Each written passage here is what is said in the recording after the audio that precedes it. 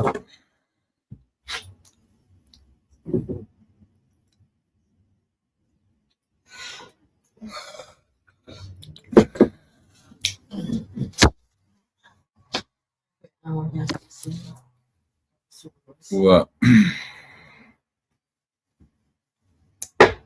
tatu aulia manmanuia lenei mai ngau le aso. Ai ele taritonuga iuia ina o tatou fesuia'i taimi ma lagona ma fa'alogona o le tagata lava ia aga'i i aso ma le faitauina i leo atu o aso ma o mai isi aso fa'aopopo mai aso le soifua ia ma so'uola le gata i lea ia o fa'alogona o le tagata feagai mai ia i aso ta'itasi mai ai le taeao segisengi ia si o ifo i le afiafipō ia ma fa'asolo atu ai fo'i ina ua fa'amae'aina ia fe'au ma galuega o lenei aso ia e tainane fo'i le tatou iai i le o gatotonu o lenei vai aso i nisi vaega o le laolagi le afato'a matou asolua ioe o le asolua o le vai aso o lona aso lima lenei a matou ia e manatu o le ua aso ono ia lo tatou atunuu o Samoa o nisi atunuu o lo'o fa'apea ona papa'ao ai ma nopia i ai lo tatou atunuu ia i le talitonuga i lou soifua tuliloina ma so'uola ioe taumafai i ona vaega uma ia e lē o mafaiā ona tu'uaunoina o lo'u talitonuga o le taimi ia e alese ai ia le ola ma tatou ia o le taimi fo'i na ua leai ai se atua ma tatou papi o le ola o lo'o ia te oe ma'u o le agaga the spirit o lo'o ia te oe ma'u so o a lava la tatou amioga e fai le aso ma le aso amio lelei amio pa'a amio matanga io tatou o iai lava le ola ia tatou God is with us o le matautia na o le va'ai lo loto iai i le ia te oe ma'u ma le tatou mafutaga ma lē ua tatou ta'ua o le atua tatou te fa'alagolago i ai tatou te fa'amoemoe i ai so o le iai o le atua ia oe ma'u e lē ona oni a tatou amio o tonu e lē oni a tatou amioga po oni o sa tatou ele o lenā tatou ola mai loa o ia te oe le ola o ia te a'u o le taimi fo'i lenā e mafutaina ai le atua lea pe ona o watu ai le uiga e tolu o le matangi o le manavaola ia pe o upuna e laugatasia ai o lo'o ia te oe ma'u le atua ioe so o le matautia lenā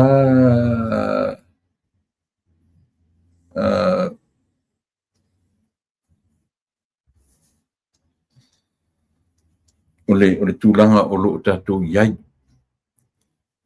o le matautia lenā o le soifuaga ma le ola o nisi o tatou iai o tatou mafaufauga fo'i le a mea ua lē tali mai le atua iā tatou tatalo pe o na'u va'ai ma la'u tilotilo ma la'u va'ava'ai iai a o ia te oe ma'u le ola God is with us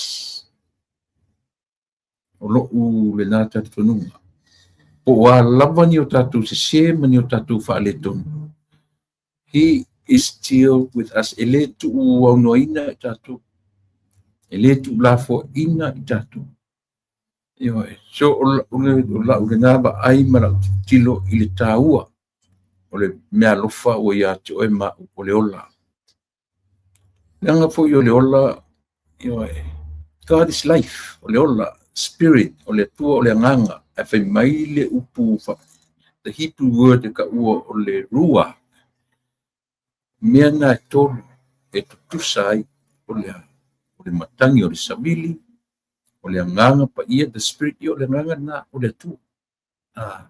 Ma le mana maola, the breath of life. Manava na manava i le atua le mana maola le tangata. O le savili, o le matangi o le savili, ma le anganga o le atua. Fai mai le tuspa o mea na tolu, e tutusa, e le aise se, o mea lana e tolu, le o ia i tātou, the breath, o le mana maola, o le anganga, ma le savili, matangi. A faila o ia tātou. So wansa ia te oe mauli ola. Ua ia i tātou le atua. O le taimea e se le ola ma tātou. O le taimi fōni nā. Ua ta atia mai toea o le tino mate. O tātou e fōi le. A o le atua la waia. A o le atua na ia i tātou. O le ola. O le spirit. O le nanganga. Ua alu toi fōi ia i le atua. O ana mea tau tino. So tati no foala ma ta faitau ma no ma to sa ili ma to vai. Ile mole ole alofa muti vale. Io o tatu amioma o le ola tu ina nau. O le so ona ai. O mea umai tatu te manatu ma isi mea. A o mea mai e faitau winai. Lo tātou le loa o lo iai le atua ma tātou. E isi te mi whatoa o Salamoa. Au maona. Tau Salamoa i fua mo whapesole. So tau whata taripo le se whalongona lo tino e vi ete mai. I mea ai e whatoa wai a nei a whasaia o le foma. Tau te pea e asole. Si le leanga nei mea o le tu ina nau o mana. E toe Salamoa e whapea. No tata o toare o ta whaarongolongo, lo tino o whaarongolongo, po le ase react mai o lo whatu. I mea ia whasaia o le fomai. Ale lava e whai. O kasi leanga. Leanga i o le tatu vai ia i whaososonga. Me tatu te tu ina nau i ai le ola. Tu ina nau o mea e le mana o mia i lo tatu mutai. Aua whaima mesua malie ia i tatu. Ale natu malusia. O le pese ta vita ina ua loa le le ta vita. E le lafia i se mea lilo i ana sese mana ngasama. Ana te loa. O lava lona i loa le lei o le la vafi so ta malona atu. Whaalongo mai le atua i sana ole atu. I sana ai oi atu. Ta ua i o le vaenga le na i le soifua Maleola. Ile whaafofonga tata loe ina e sila mai ia te i mato o i fonei matalo ia te o ya e sisila ya Yesu malona maliu tinga ya e awina ya imato olo loa mai ia e fesoa ni mai ia matotalo sana nei ia tonu lava ona pai ia sao lava malele ia e sisila ya Yesu malona maliu maliutinga, ia e awina ia i mātou o lou, louanganga mailu. Ia manu ia te leai, o mea e whaia e i mātou. Ia sanga tupu pea mai, le fia fia ia Yesu. Ya e sisila ya Yesu malona, maliu tinga, ya e awina ya i mātou o loanganga mai lunga.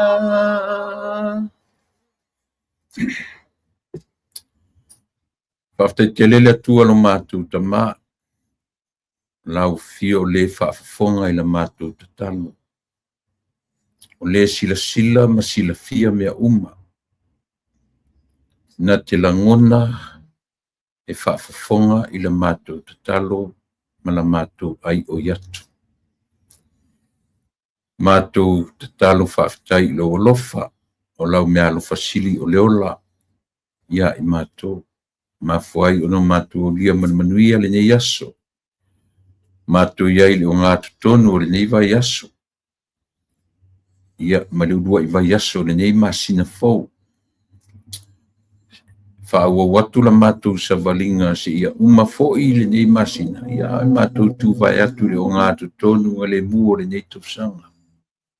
Le o fongia lea ta mai o lau tausinga ilo mātou ola. Wavel na mātou o mai tele aso ma i tū la ua mawai atu le nei tausanga. Toi o seana mātou o ile o ngātu tonu o le tas le lua o lua ono. Ai whawhetai lava i lau tausinga o lo malu pea lau tausinga i le tua tele o i mātou e ui ona ua wala awina nisi o i mātou. Ile nei tausanga. Aolo e whaatutu e pea le tua tele, le ala leo le ngang whawhetai, whawhu i atu le vi inga, awa olo mātou wala uma lea. Io e, mātou te ui uma i leoti.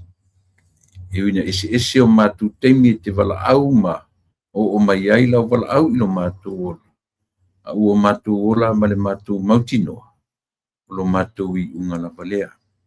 Whawhetai ua e wala au mai i to e titi, to toe le ano ma le to tele o i mātou. Whaftai fu i lau mea alo whatangata. Pepe fōu ua wha. Fōa ia inisi o ainga. Ia lau fio i lea mea alo fasili. Awa e te wala au mai lo mātou ola, ai te fōa i mai fō i le to tele o le ola fōu. Le aila se mea mātou te fefe ai. Ma whapopole nai mātou. Pe a mātou atu atoa ona ta pena i le taimi o lau fio mo i mātou. O le tatalo i le nei vanga o le aso tamai fio maia. Tau to lua tiute ma fe au mga ruenga o le nei aso. Ia fai watu mea lava. Maua sovi inga i mea umwhai na mātou whatino ina. Ia maua te vi inga o lau fio i mea umwhai no mātou whaatino ina i lo swafa Yesu wha mangalo i mātou. Ono o lo swafa. Amene.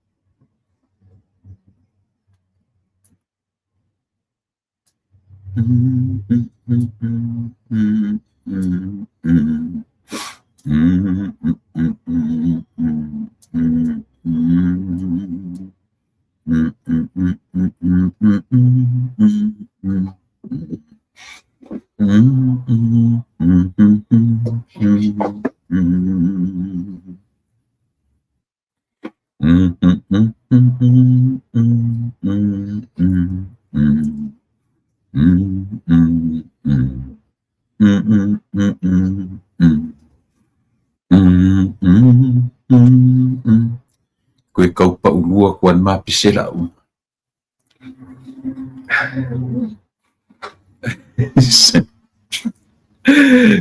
Mialia te tui manatua le tala ali kenisi. O le whai atua le atua ia atamue o fea e oi. E whai mai atamu. Whai tuia e vai. E nofo e vam tu wai whai meu ata o le ngata. Whai tuia atamu e nofo atamu tu ia e whai tuia e vai nofo e vam tu ai le ngata. Umana ma pese o kilo ki ia mama e kilo mai mami e kia uwhai mai. O oi nan paulua o nofo masiru. Ioi. Ona tautu wa ia lea whapena. Po o ai na paulua le pese. Ioi. A pia na whai atu. Se lea ia e se fo le nota le atua ia. O le atua voi. Ia le teimi e mana iai e fia whaalongo i le pese. Pe a sau nia le le. Ioi. Ai fu le temi o le mtua le fia o le atua le pese. Ioi. Ai le sau nia whaale le pese. Fia wha pese nā. Nen tau suani. Fia. Fia pese le nau suani. Ioi. Pese te lau iwa sfuru. Tasiwa o an. O le pese whapelona upu amata. Le whaafonga ta tāloi. E tāua o le pese lea o le tāua o le pese pi whamatala i e tāwita. Lona manatu whea ngai malona tua. Pese tasira lau tusir salamo. Ono 5. A maua sau teimi ia whaitau pe ia nā lava ia le mwhenu no tātou teimi tupuri lo. E tāua la tātou wapa ai furile ia ima e tango te wapa ai ei tūlanga. Pai mai le pese lea. Le whaafofonga ta tāloe e o atu i ati o e tangata umalava salamo e ono 5. A olona fui upu e lua. Ti silan. Ti pe manena i timi whapea o le tātou. Ioe. Mi manena i timi whapea e tēnu whanu fui. Oi, a horo timi o tātou purkalame. E ora tātou whiwhia tātou wharongo na o mo purkiki ma mea isarea. E manena tātou amata i le setala whapea. Te mawai fui o iai ma e le na oa. Se ele se purkalame na oa o purkalame tātou uma. E te tilo fo yo iai ma eva ai foi sa nga mo oi a fa pia sa fa tau lo tuspa ia ya nga fu vai nga le tatu ide se por kana me fa tau tuspa ia tatu por kana me ai o tatu nungo tatu por kana eu no lo le tua ma me tatu te fa ia ide sa nga fa ia pe tatu te fevesia ia ma vevesi te mi por kana io se ala tatu te vevesi no lenga Lai tau te vevesi rungo le laina o le tatu te vevesi i le whaafonga mai e le tu. Wa pe tatu e o i tua pāo Jerusalema tatu te so se mea tatu te o iai. Pe mea i o ai lo ua luifo i se ori o lo o iai oe. Tu e le mawhain tatu da lafi. Pe tatu te pala lau vale, pe tatu te whetu iai, pe tātou te lafo atu, lafo mai, upu masoa, nea ia ma se upu na, upu o lilo i le atu, moni ara tala le whai atu. Mena e wharonongo i te miona por kalame. O te whaia maro mautino. Le ai ma se mea e tasi, se iota e tasi, si mea titi a whapea. O te tautala i ai. E lilo i le atu. nada. Nei me se mea. Ina ne I fia mi o tonu se si. Ma fia mi o mama se si. A leo te whai atu. Upu o mai o te tautala tu ai. A ole matala atu ma mamuru atu se upu lo ngutu. God knows my heart. O mea mama, o mea palpala, o mea ele elea, o mea whanenefu. E le ai ma se mea o mea na. E lilo e le sila whanga le tu. Mea lena o tala noa tu whapea. Iai. E sia. Leanga foi o te loa. O te le fia pei o tavita. Ai o te momo oa I lana relationship ma lona atua. I loa le li tavita ua matu ia na ngasala. I loa le li tavita ua se sele la. Se sele nofo. Se sele tango. Se se me uma. O ai lai apa I tavita. Ia olina. E whapena fo I mana onga so se tangata kirisiam. Whapena lo mana onga. Aisia. I am a sinner. O ura tangata sala. Ioi. Ai o te nau e tu mau le mafutanga ma le tu. Le ai seisi. E mangu ai. Ioi. O le lau tusi lar salamu e ono lima. Ia le pese le no fai nenta tu pese ne. Le na tu e tau paurua tuala umu. Ioi. O le pese la na e fatu ma tu tonu pese ia.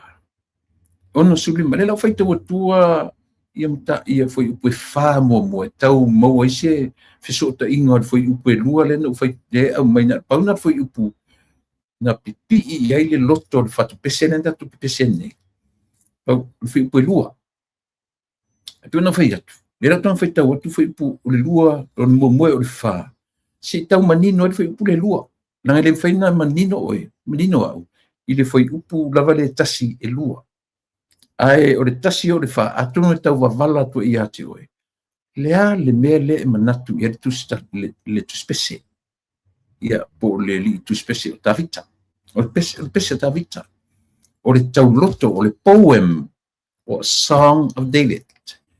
It's a song of thanksgiving le pese lea ioe le fau wavi ia le tua ona o lona lofa malona mana ioe.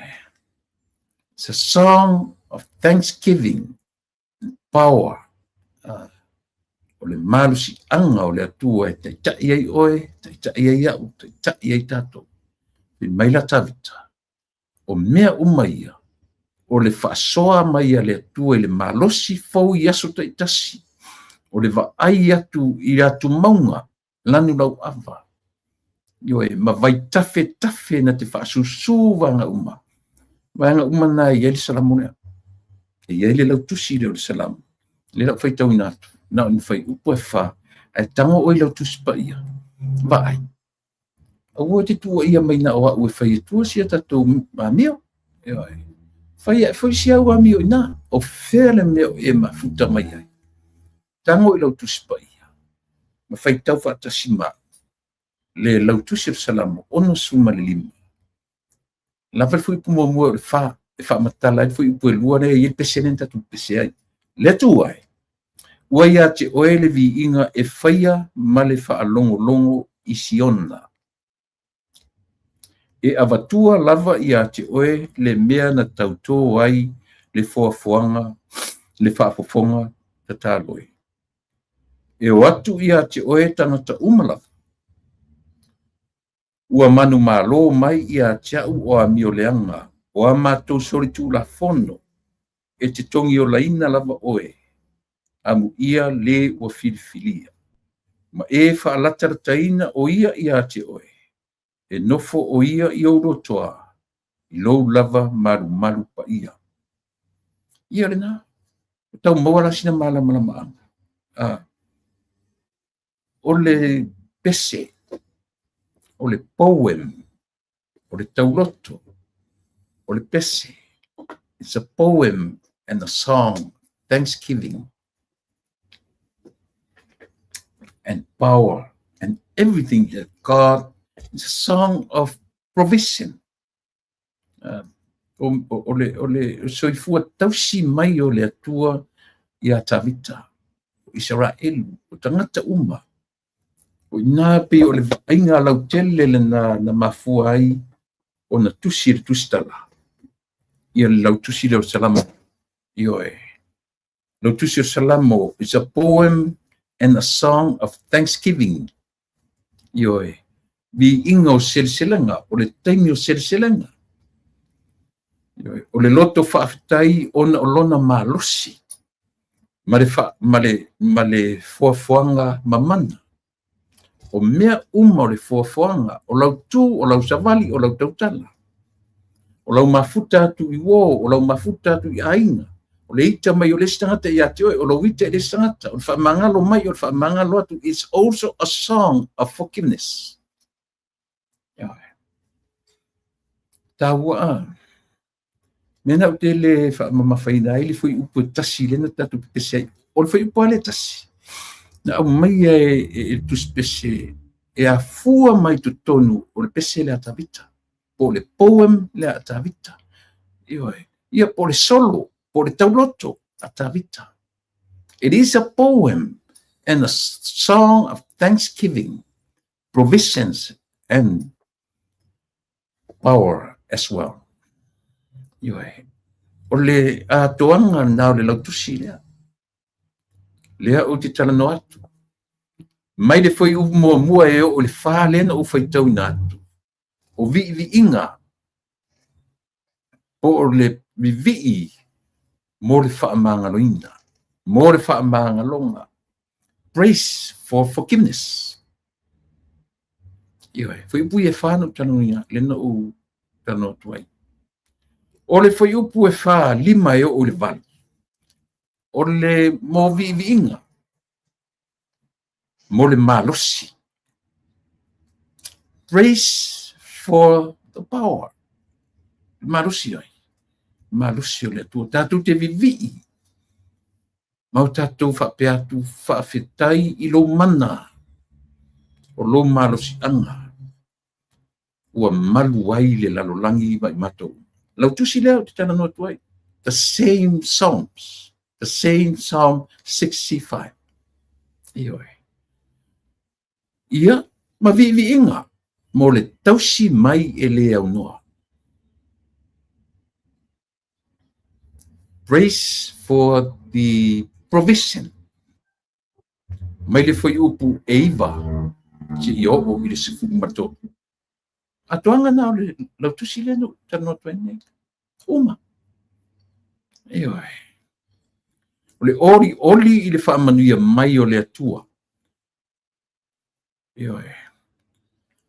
O le funga mai o le lau ele. Le feta fea i o vaitafe lau te whaasusu o le nature. That is the nature. Natura na o le fuafuanga le atua iei o e maa. O le fe emo e moai. O le fe i lafi o le matango fie. O le whanua lau awa iuta. O le samiti o ata i tai. O vaitafe tu loto, ma vai tu loto e feta fea i manga vai. E a fua ai o na pese. Li fai salamu. E a fua ai o na pese tavita. Aisea. Le atua oka e soli. O ai le tangata ngasala wa e manatu mai ai. A o ai i matu, se va ai a matu a mionga. Se va ai i a matu me fai matu te fetu iai. Matu te ola pa a ai le ola nei. Ai le na matatu la utala. E wansa e se le ola ma oe ma. That's the only time that God will leave us. Isha. Fai mai fai tau fa e peru ma va ai fa tu spa ia. O le mana va ola. Ma le savili. Ma le anganga. E tasi le mena tutusa. O mena. O lo iate oe. O lo iate. O lo no winga. E ave ese lo mea ma oe. E ave ese lo mea ma. Now we are without God. But as for now, tatu mawale ola. He is with us. Ia, mana ia? Tahu. Ia, ora ia tatu te ia I loa le tangata. Le mea o langa o le vanga momua le salamo le no whaitau ina tu nei. O vi inga o le whaamanga longa. Whaitau whai upu ia whaam tatu le no whaitau ina tu nei. O Yesu tu si na, please do it. Na I loa le e te tonu ina ila utara no atu le sano na tia teo. Mele na le no whaitau ina tu the first verses 1 to 4. Ina ia malama fui upu lua. Lea na pesi atu pesi lea. Le whaafofonga tataloe, ina e sila mai, ia te I matou o I fonei, matalo ia te oe, ia e sila ia Yesu malona. Maliu tinga, ia e mawina, ia I matou o loanganga mai lunga. Ia e fesoa ni mai, ia matutalo sanga nei.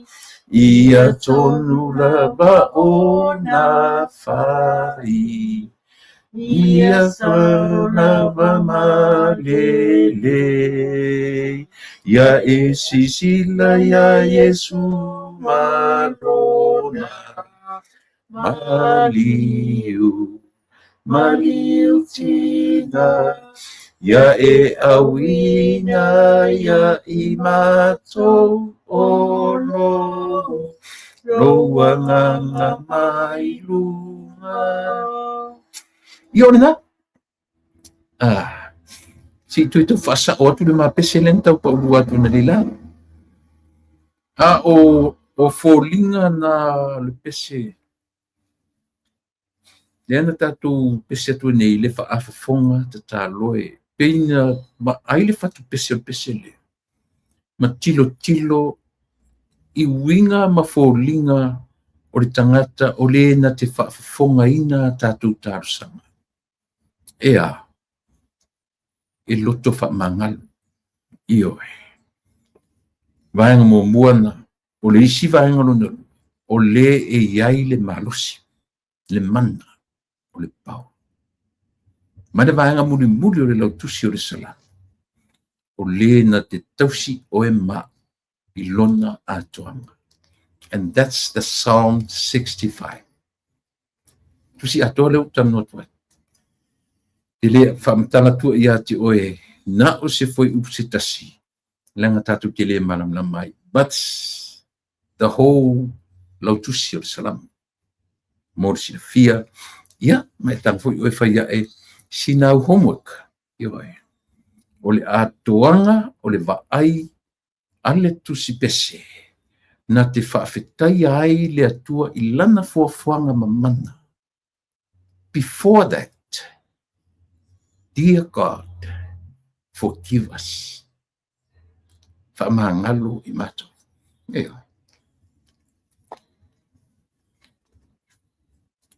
Beautiful.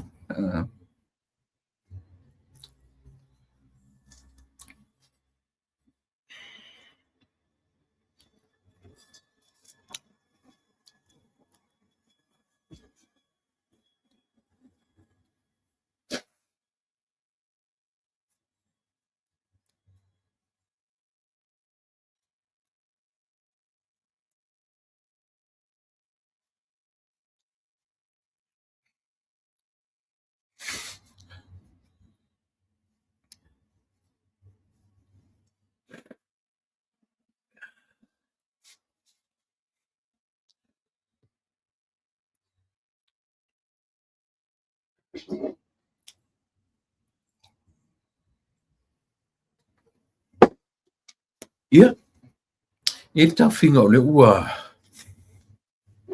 ua atuan am tanga o le tatu atuali o le masina le tatu o kalame lona tau a matalia te lo e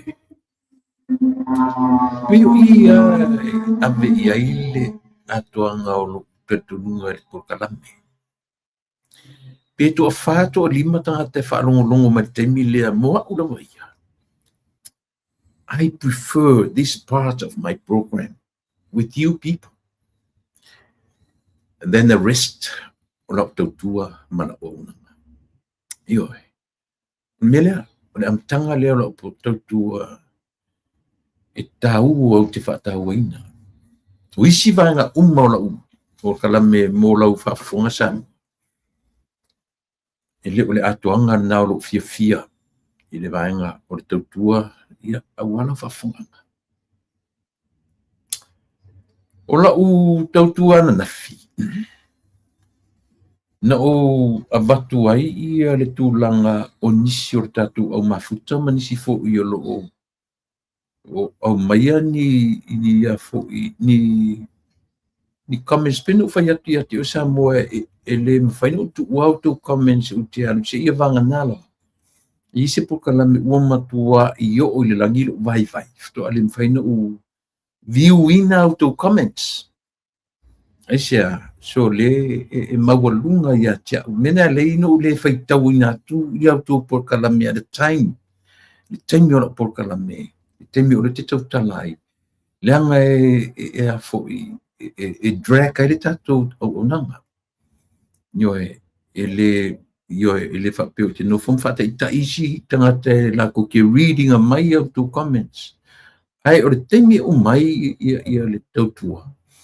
Ian sa ililo se temi po o te moe, pe o te ala e se le temi o le po, temi lana whatua o go through ai loi comments. Ia ma patula o whailo atu ia te o te kea, ia te auto. O go through foi la taina umala o por kalame na nafi. Peina whai umai i whaitionga le tangata na au mai ia te au. Io e faali mai foi siona foi loa ma siona foi mai. Io tolu e le fa ia e langala e umala po kalame after te ia no tadi tu le ia io i foi inisi fa pe mai i le vai o le po kalame no matua na fi no tala no atu le meta o le amio tonu io ma utom fai fa manino e sa o upu na e laua lunga e tatu pali mene le temi nei o le amio tonu. Sa ili le amio tonu. But iau tau ilo, e le whapea atara noa mai e le pali mene. Nta teo lo lea, e sa o pali mene. E sa lo tala le whai te au tupele. E le whapea atara noa me le pali mia, tara noa me tuila epa, tara noa me le fonfita lain tatu whapea lola ele. O, e sa o la, tatu lango lango, le sa o me mai. O lea. A le whai atu tatu porkana. E le se me tau, e le se tatu amio tonu. Le se tatu amio tonu. Io e le whapea a sauno so o iei le fio. A to e whawhawhawha mai pan mia lau tano, anga lau te tano tu. E a kui pan mia lau tala le whaia. A o tala e sufi ai la ngona mwharungona. Let's know. But the reality, we don't have it. E ia e ta ua mio tonu wina i tato. I le maliu ma toi tua Yesu. Ai le sato ame tonu. Le alan finau me lana i tau. Le mai mawalo te me finau. Pe sauno so o iai le pale mia po le ale tua inga. Ioe. O te agree fo iau iai. But o le reality le o te tano tuai. Ioe. E le se tato ame tonu no fatu le tangata na umelan tala o fatu vai. E ese le mea tau o le amio tonu. Ese le mea tau o le fai le mea tonu. Ia na. A tatu ola sa ili ma fai le mea tonu. Le ala na nina matula u na ufautuanga na nafi. Ile i fai atua mo o tau. Na u fai atua a whawhongwhonga mai si li i sa tau wā. O le li o tai li seu. If he can have a second thought, ma le manatu fo le toe alu e faisana lo su te faisana su anga i mo meo me o mai ai ese lo admire ina o le whainga le whai ai e le sui pa le mia le sa whai ma sui pa le mia lana whamasinonga he put a stop pa whanga le se senga mea he put a stop i le whai unga a le whamasinonga ai se i whai an sa ilinga ma si tau sa ili pe ma whai on a reach out na ia i le whamasinonga to ilo why because no manta atir tu la fono la tu la fono e le to e mawhai o na o se whaamasinonga mea tau whainga palota i lunga tu i whaamasinonga lea. So le winga na nalo tala.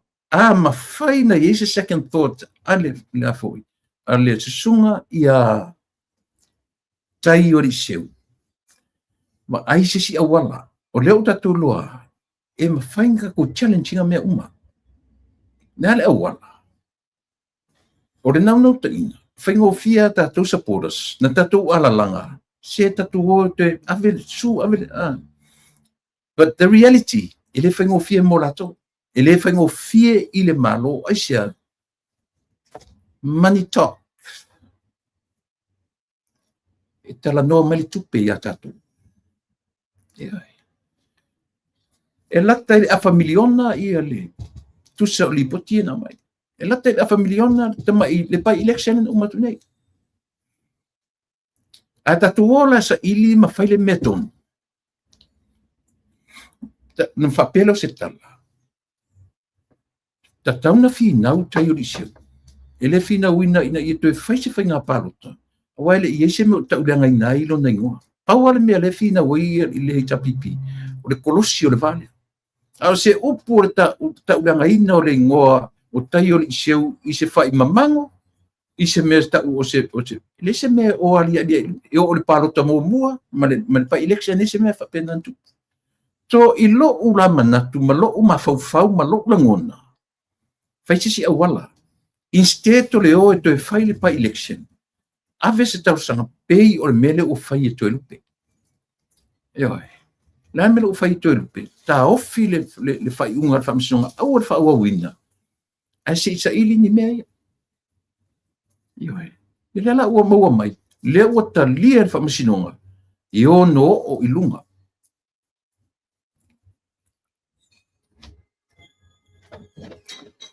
Le ua ta lia le whamasinonga i tapsanga pelupe.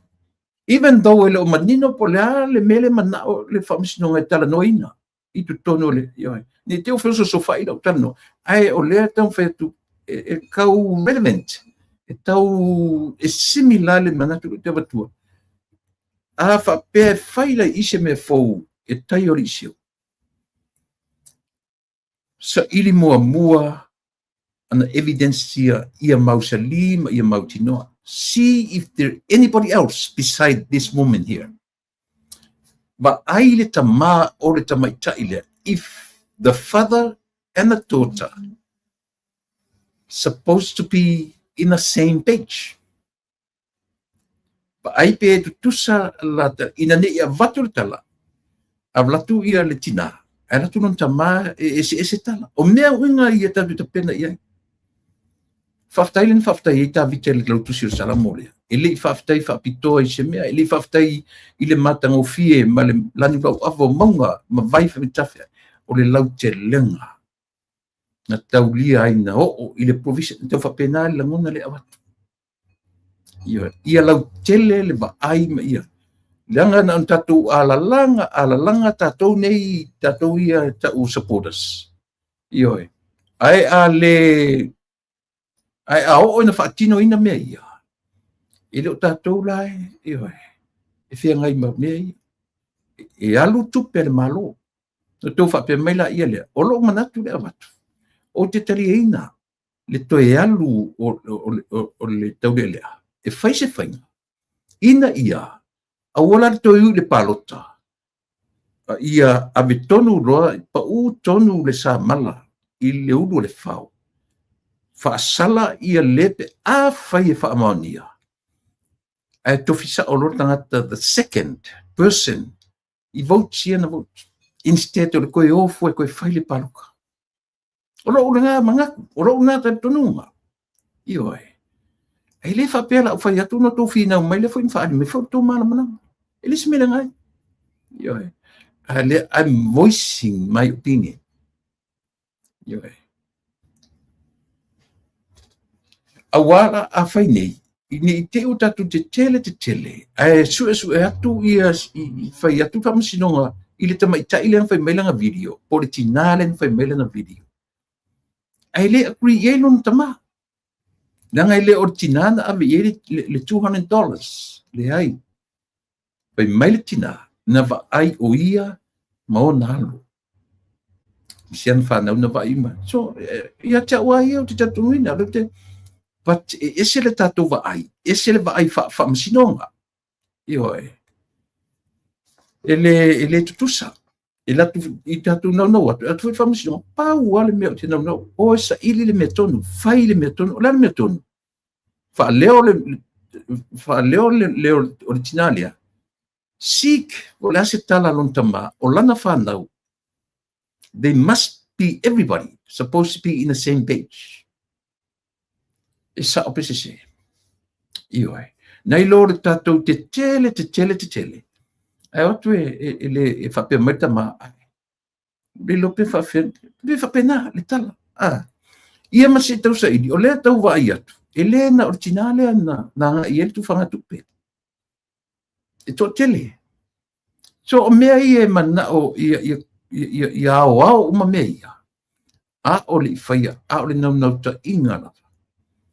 Fai pe isi whainga. Ia awele loa sulea. A maura tali meri whamasinonga. Avoid le toe fo I le whainga parota. That's the only thing I'm looking at. Ioe. Avoid, don't fai avoid aisha. So le, money will be involved. And that's not $1,000. That's not 10,000. That's not 100,000. Ale o malipoti. It's almost $500,000. Or even more, almost $1 million. Si tatu sila la ye.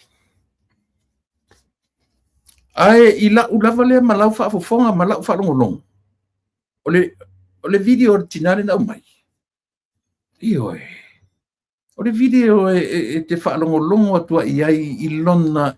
I hope it's not out of her anchor. Pace I lau wa ai malau fa longo I tina. Ole tua moni am fa mau. Io le lau te lenga o le mea samo. Ina ia mawhai o no tatu pe mawhai le fionga le sa whai pule. Langa na whai pule ia. Sa whai pule. Tai o riseu. Yes, he was. He was a whai pule. Ai ua fili lava le ali. E ui I a wala sili o na whaingata. Ioe. Malena. Ma ai lea fianga o mea nei. Ia. E whai foi o ainga originalia. Ia whai a tau ia. A whi whalongo no masi uso lai titi. Na mawe vesi mea ia. Ioe. Na ma fi upupua I mea ia. Le ai pese e fi nautula e pa mai fo. Man hei ta pipi. Tua I ala uri al malito. Tua il parmia. Ua le maua se mautonu I le atunu. Ua vevesi a inga. Ona. O le fatutu I le atu samu. A leo tatou loa samu. O ai tonu le tangata. Le puna o mea uma. Ma mea ua mafu ai ona whapea ainga. Ma le atu. Ioe.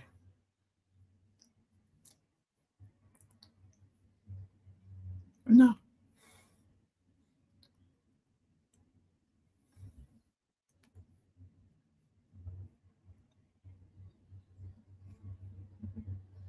Ioe. Pule alava tu inga whinge whaia. ai pe o le mea leo ki tau whai atu, i pe mana ia mea ui e nei i ai fo. Le ui e nei i le fionga le sa whamisipan, te lupe. Ana ia whainga te lupe. Ta ofi le whai unga whamasinonga.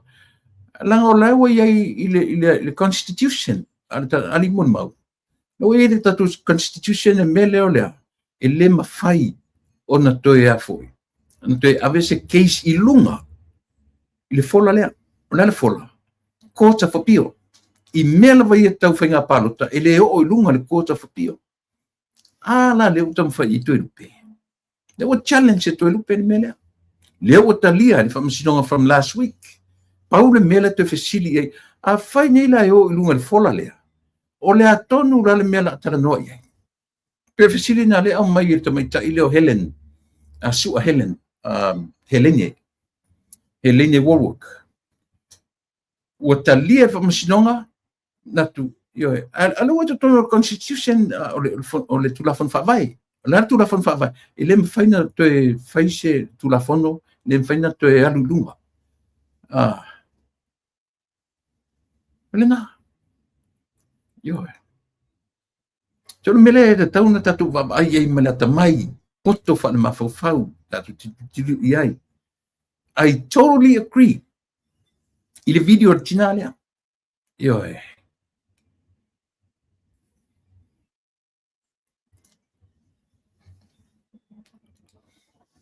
Ioe. Na? O ke makua i o agree i le video. Ai o le whautuanga. Ia is a second thought. Ia one sa ili mea ia. Sa ili le tamā. Po o agree le tamā. Po o mautinoa. O tasi le tamā mano na whawhine. Ma le whanau ato. Po o whaonga le tupe. Po le harturanga o iai. Pe iai manisi. Beside her family. Iai nisi tangata. Au oma mea ia. Na mero la ile. Tu le whamasinonga. Ua solid. O ngi pe o isi whamasinonga ia o American. Sorry. Yo ia na tala. Ioe. Ia solid me uma before the court. Le court ua whausia uma mea ia. Tala noa le tinale o i noa langa le ia sime. O le ua langa manatu le atunu. Ua langa manatu le atunu. E te tau gana whaini mea lea. O le whautuanga le tatu Paul Kalami. Before, collect all evidences. Collect uma evidence. Ma tala noa i le tamā. O le tenye, o le mafine, o le tina. Mautinoa ia o mai whaatasi le tamā, ma lona whawhine, langa o le ta ua e le tina. Na over ai. Eyewitness. Na over ai o tu e latum ia le lua se lau tala i le 5 o tamā, ma lau whanau. O tala ia le tina. O tala la ia. O le avea i le court. Pa mautinoa. E le anga la tatu por kalame ma mele tong whaitu. Ioe. O le delio ma whauwhaunga ma le ata mai. Ioe. Ale te vea tu o te talia ea uia ma le fia. Ioe. Ia, ma le upu leo te abatua so o lava. E le whapea asau no so o ma iai le tai o le malo sa ili le amiotonu. Ia na whapea la ia leo le mena o le whamea tuspa ia le ai. Tatu te wa ai ia na whionga le lea e whamanino ai. E le si tatu amiotonu. Nesi meta o se amiotonu o le tangata. E ta ua amiotonu ina tatu. Tatu ole sa ili lea. E sa ili le mea tonu e te tau o na whai. Ia. Na, a whenonga la u por kala mele whape e whi alo alo whai la utara no atu whape. Tu sa la peita, oe la lea la umala u por kala mele nga sau lunga ole na au mai e lunga ole Tila pa ole me mari ai, ele ai se media a Samoa, ua fesili ia lau ki ia, pe nga kufa ngia nga kupe, kari kongu mai o e tula e pa, e uma lava le nei masina, I le ai ma se fai news e alu e whaatalanoa lau timu ia. Ia. Awa koe le media i Samoa. O tuai. O le ua malama tangata le Samoa ia tātou nei fafu. Ioi. O tuai lo manino. O le whaua aware, to be honest with you people, lo aware i le whamasinonga. Mo i ala utala. Lo aware i me ta uloia. Aisia. E lunga o mar social media. Nga le pretend tau isi tangata whemele.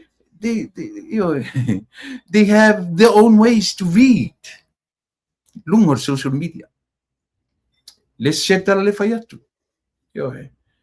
O le tāua na o le platforms ne ua ila o langi temine. Tusa pele fesiringia le media i Samoa. Lautimu ia. And Lautimu ia himself right now ua matua awea temine o susu vai. Mo ia le tala.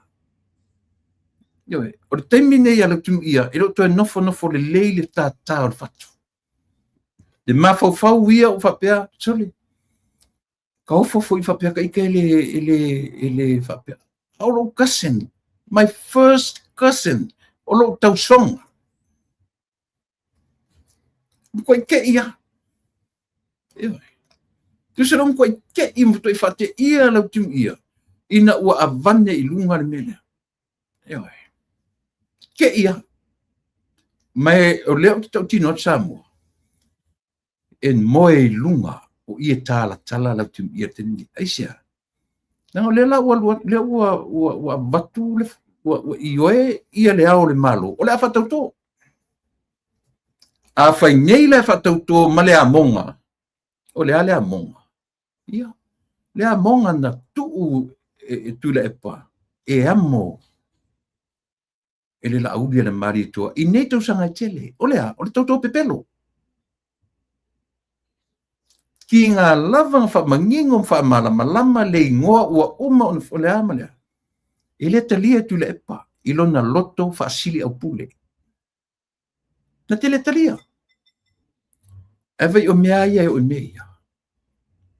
A whaila e le tau tino e le sui leo lau timu ia, e sao na ia a vele tupe i. E sili atu le fefe i li whamsino ngara tangata. Nei lo le tau tuspa, ia le la ave whamsi e whatautoa. O feo mena e lua ta ua ia. Leo winga na tala. A sao atu neila i le whamasinonga ara tangata soifua. Tu ona a ao ma si ino na lima i lunga o le tuspa ia. E mai ia mea.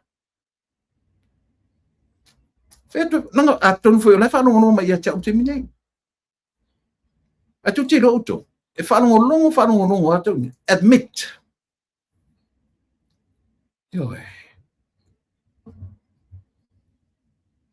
Ia, o le nā. Po le alava, po ioe, first cousins mātua, second cousins ia la ua. Ioe. Ia pe first, pe second. Ia family. O le aina. O le toto, tino, ma anu.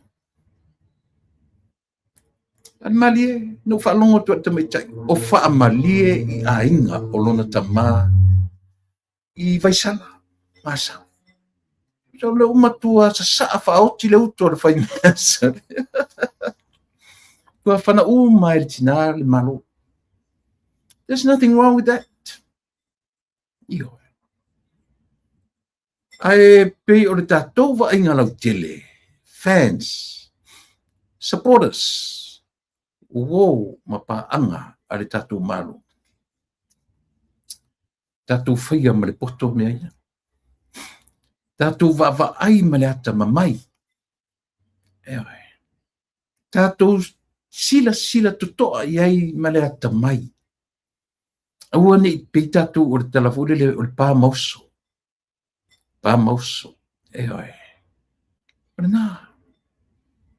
Pe o le vainga lau tele na.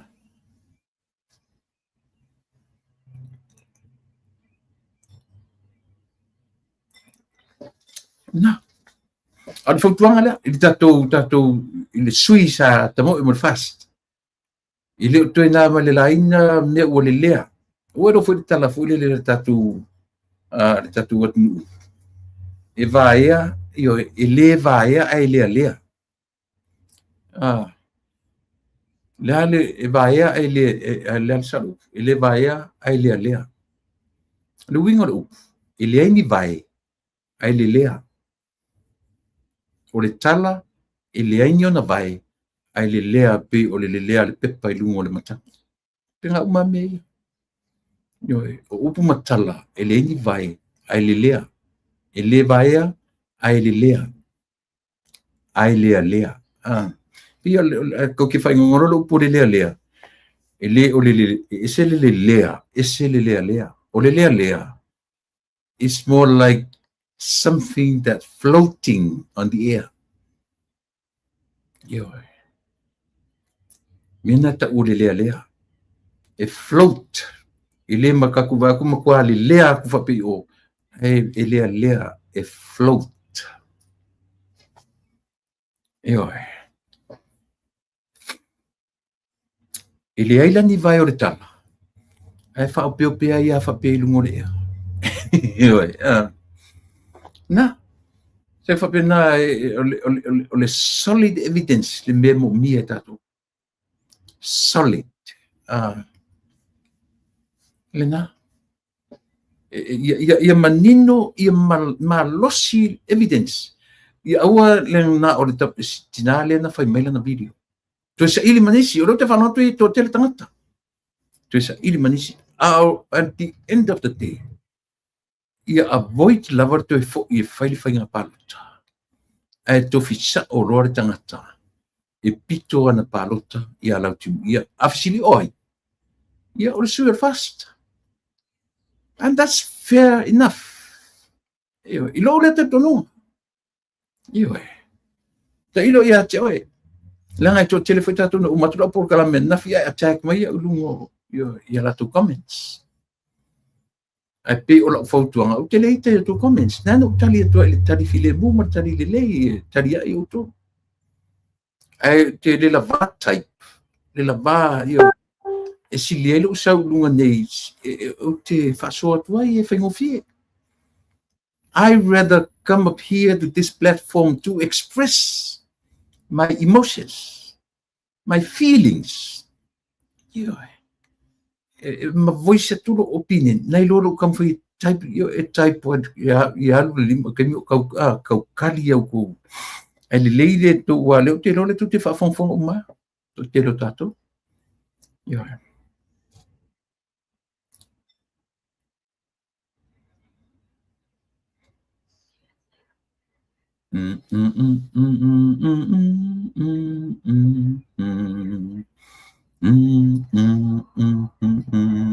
Ma io speciale usus ma te setu na lila le fa fo ta loe ina na sila mai ya te imato oi fone matalo ya te o ya e sisila ya Yesu malona maliu tinga ya e awina ya imato loanga mana ia foi ngai pese foi e te no fono foi e pese ai la ai mai tus wai ele te mi telefone te mi tele e ngalo ia te au ia te mana o pese ia na te au mai ma fo ai foi te mi kausta koni wele me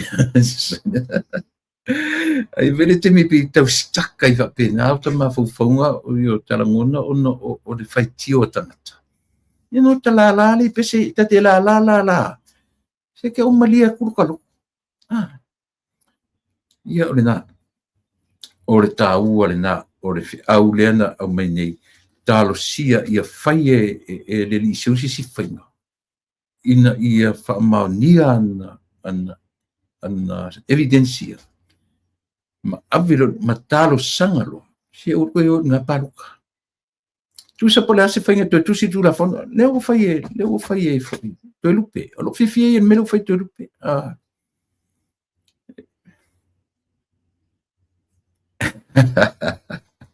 E ari pati, e sa ona, ia ngā, e wha misa tu roa ia li tina o tamaiti, ususuro lau pese nai, ia e. Io, tafa pena, io le langona, le tatu, tam fai pura, ele fa pe au wala ia. Ana oni nai, pe me foi optional, ia mai le malo, pe mai fa msinonga ni optional, tatu vai ia me, e ui o le fa pe o lo to tono le constitution. Tata foi tatu vai ia, nanga isia, so le okupe mea, enga ma fua isia, na mafua le tu la fono le na fai tu le pa mari cha pipi olea i le ma fainga e koe kolosi i le mele se longa ke koe fo i fai lo fainga palo ka ku se sila ka ku ye tatu se sila e mea o ia fu le mele a fa pe moni le lipoti le ua au mai ele ofisa sili por si o o fa msinonga por le pule o fa msinonga ia le fionga ia tole a fortani Stanley. E lata le afa miliona. Por siria ma le afa miliona le tupe. The money that they spent in the last by election. Si tatu vai la tatu iai. Tatu sila la tatu iai. Tele mea ia. Ele ngata tupe. Ai alo e foi tupe. Ia vai le alo tupe lo timi. Ia le nalu ni fa fele na fatosi. Afa ye lua se laude e ta i fia la isi tangata. Ia. Tatu va aila e ta sifoni na mea e afia e fo ile tautu. To our citizens of Samoa. Citizens of my maunga tolu. Se ia fetasi atua ia utou la utou tua le ne fiafi. A fai o le mele o se tia ai loutou o le tailua se laulea. Wa lela o manini. O lea o fai lo mai ili lu se laulea. E le na o ila le na ili lu se laulea. E ka i plenty ya kanga o ia. Io e. E ka i plenty ya tangata na tu fai el tu pelea. Pe a fai e sa o le tinale. E tatu te fuaina. I le fuai numero o tangata na ese e whainga palotaia. Io e. Wa lato wa sua malia I tangata le meo le receive money. Pai maua tolu. O te ofo le tō mawhai o nau tō loa le mea. Le na tō te tari aina le sau o tō sui ma le whai atu ia o tō e tutu sa le ia sau e tutu o tasi. O le whai atu tatu pokalami. O pelo ngia o tō sui e le tutusa. E le tutusa le a foi. E le tutusa le whai o tō io le a foi. O le sau o tō sui tutu o tasi. Ma le sau e alu I le maenga fast. E le te tutusa. Mo ia vai maunga tōru lau tala le whai atu ia o tō. Ai le au ngātu e whaise tala ngā uma whai tō whai unga. Uma na whai lau tō whiliwhilinga. Ai mo o tō, a whai o tō se e tia e le whaupunga lea. E tutu sare sau tutu o tasi tono pale mene. Ma le sau e alu ia I latu. Langa le whai mai ira tō. E se se na whaupunga. Whaupunga na lau timia. But you watch le mele la sau ni lau timia whai. Yoe. Le mele na ole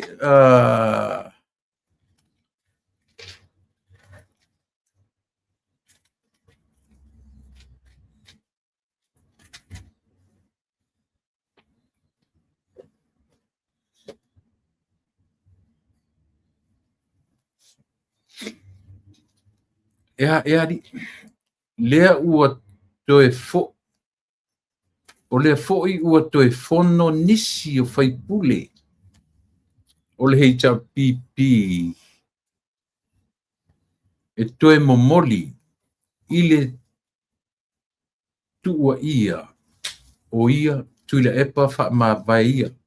Ia. Lena, pe o le mea le tau mwhai atu le uafe atu i le itu malo vai mga tu long le itu malo.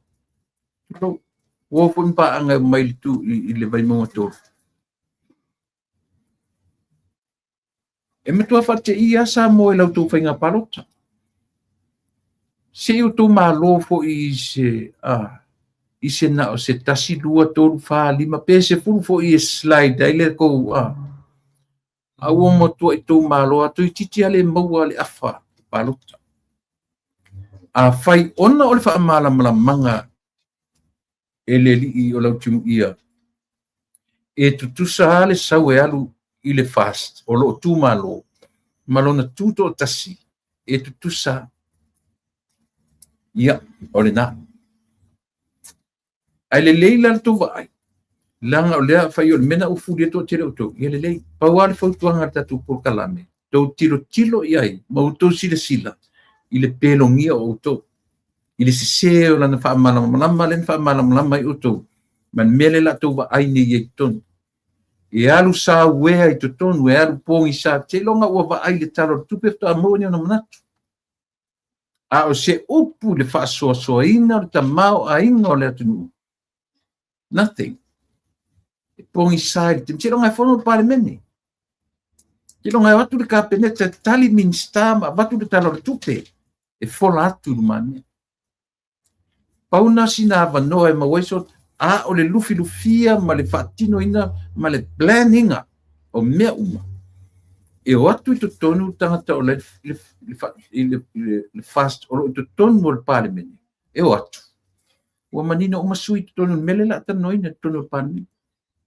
O le esesenga na. O le esesenga mena lei atu wa ai finau tu le epa ma parlemene ma ministai to tonu. E matua i whaavale atu le epa tonu o le fono. Ai sia, lang foi la finau mai sawe, finau mai e mai taimi o lona tu le mai. La sava ai I me uma ia, sava ai I revenues, I vanga tupe uma. Na watu sama, na va ai e una mata. Na I loa ma tilo, li poti atu I to tonu al parlemene, nu ui fafo. Atu nu ui fafo, e o mo donas, o ma loe ana tupe. Yo, e va ai I ai le laulau le ane malo. Yo. Ai le va ai ese I tuangai. Pa ato a tau mau ase malama anga o le tuangai. Ina ua fola mea luma o le fono tele, o le fono I morinu. Yo tau silfia la utu sa. Alela ala tu tau favalea utu e saure. Yo. Tau te tilo ai I le ai I le la sau nei file mu te tonu. A faifoni ona manatu sau pongi sa I lungo lea. E peisi ona manatu I mea ia ua mai. Ua uma ona fai mai e I la tau o loo lufilufia le tamao a ingo lea tui. Nga la tulo e tau munmuri eme tam fai fatu eni au fesili. E te ioe iai ma e le iai ma e te te iai. That's the only way. Iai. E sao pesi se. A o le tala noa ina ma le pripeina. Po o hapo I komiti ese na tu teo ia. E tau maua ina mea e a pua komiti ese ia. O lungo lea. O mea watu lungo le laulau lea. Le e lufi ai le manuia ma le tamao a ingo ratu. Ia na. O na tatu sisi to a Samoa. To te va ia limoni lele. O na manatu walu pongi sa lele ino sia ia le atunu. A fai nei se a tuwane nei e fai se me tau o se a foi. Fai se me tau o se survey. Samoa aka kua fai se survey a Samoa. O ai e langolongo ina manatu o limoni. o ai matua ino I manatu le to inga tangata. E lo pena o se tasi ma le afa pasene. E langolangoina li moni. Mo ia le tala le fai atu. Ai sea, o le tangata e alu sa wea, e alu pongisa. E au mai ona langona e whaamatala mai rona poto whaafalea o ngai lunga. Le mea mua. O le so se tangata e sau whaamatala na degree, ma sau whaamatala a onga na rua o ngai. E au no ma se whesilingia. O le tangata sili nan whaavale-valea I lalo la. E oi. Te vai e isi tangata tamamai, te fiu e whaasufi. Whelea onga sa ea o ngai. O la o au degrees I oi. E tala no mai isi me te iau umalu tanonga ele masa mai mea I ati oi.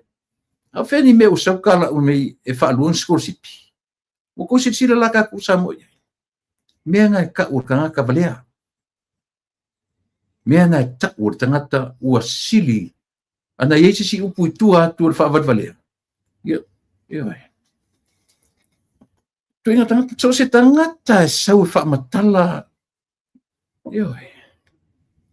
Na I loro tu inga ana tu inga tangata. Ia oi.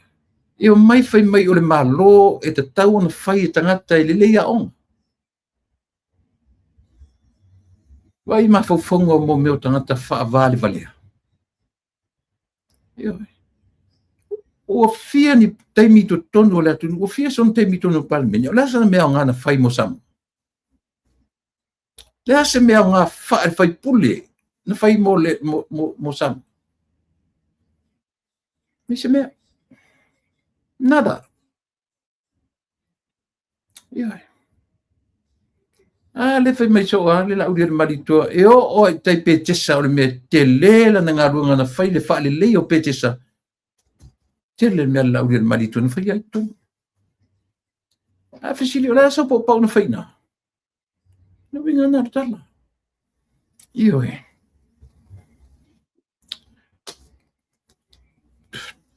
Tato me ese male taimi o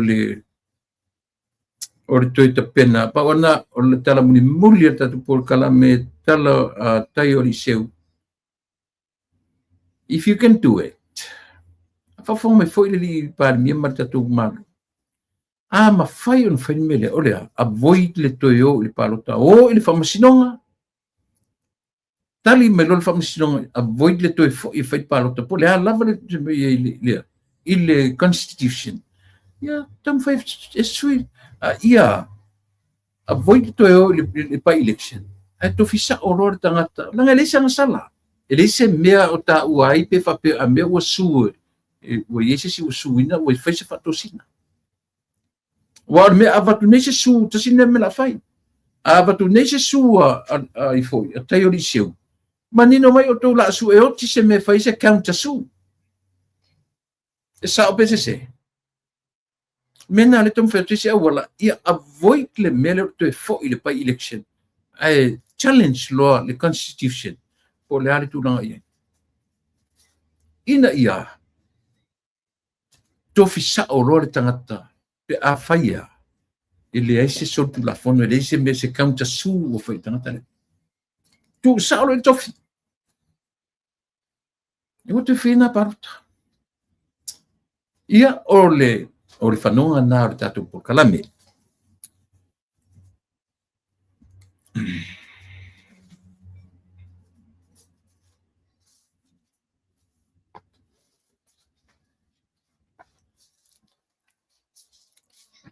O le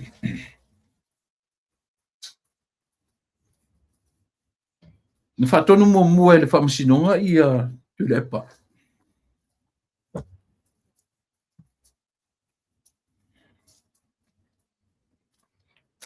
Whatonu mo mua e le whamasinonga o ngalo ia tia upo e tonu whamasino na whaia whatonunga nā. Ai sisi o tōna te sila fia whamanatu mai whamone mole. Ai na whatonu mo mua e le whamasinonga. Tu le pa. Awane iona toi ta ua le suafa o le pāremia. Ma le suafa o ai ono, honorable ai ono, ma honorable prime minister. Lang fo yola uana ye tangi e fasanga ya te ia. Pai mai la le fai unga na tatu falongo uma ia. Aua ne ito e Auni e te ta ua lunga o penga ta whailangi po o penga o meo tau te konolosi i au whaatara noanga. Oi esa, o Rosel, o papali ina sa whaia mo mor whatonunga. Ioi, whamanatu mai sisi ia te urmena ua ngalo ia te. Me mo mua na. Ole me siri na leanga sa mo. Ele iusita ia le toina. Na te le iusita ia le whatonunga. Pei ole mea fua le whaamatala o le lauri le marito. Ina ua uma le whatonunga. Aina matua i sau malosi ato ina e whamatala me ia. Papali Rosella. Na ua fionga le tamaitai whaamasino.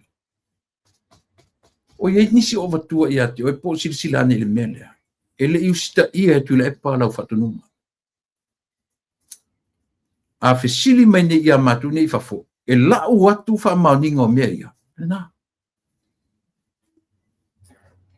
Ioi. A whapela papali Rosella.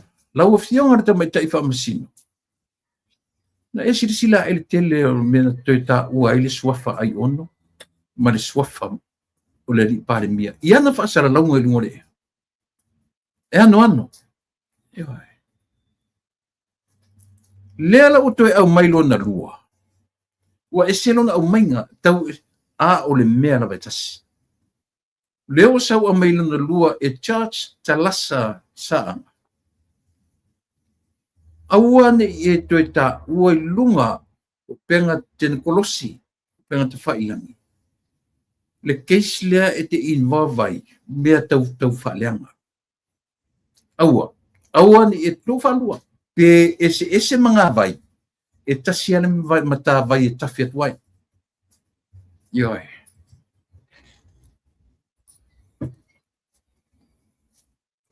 Pe ese i mata vai le o sa wei tala le whamasinonga.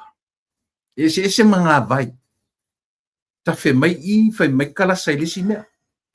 Kafe mai I, fai mai pali lo sela ilisi mea. Now there are two.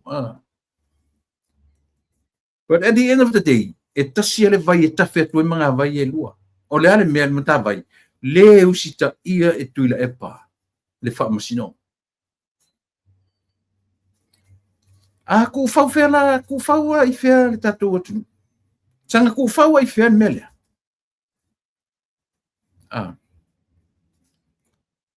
Fai o leo fai atu, leo watua foi le metafor vai, e tiro e tatou atu. Leo ese whamasino ma la fai unga i fai. Fai unga lesi a orto ta ua i ngoa to lua. Fai unga lesi a one to ta ua to ta ua le tau whaleanga, le keis tau whaleanga, i lunga wana whatanonga. Nela walua. O manga lau tala nole. Le fionga le tamaitai whamasino sana whaiali unga momo. Na e sila e le tele o tau whaleanga atu le e panana whailunga. E toi ta uai ngō ai ono, toi ta uai le, a e whesili mai ne ia matu nei whafo. E watun whamania. E lope lau watu tumu atu ofisa. E le me se mea kasi o whaia iai. O le whanoanoanga sili lea. Ioi.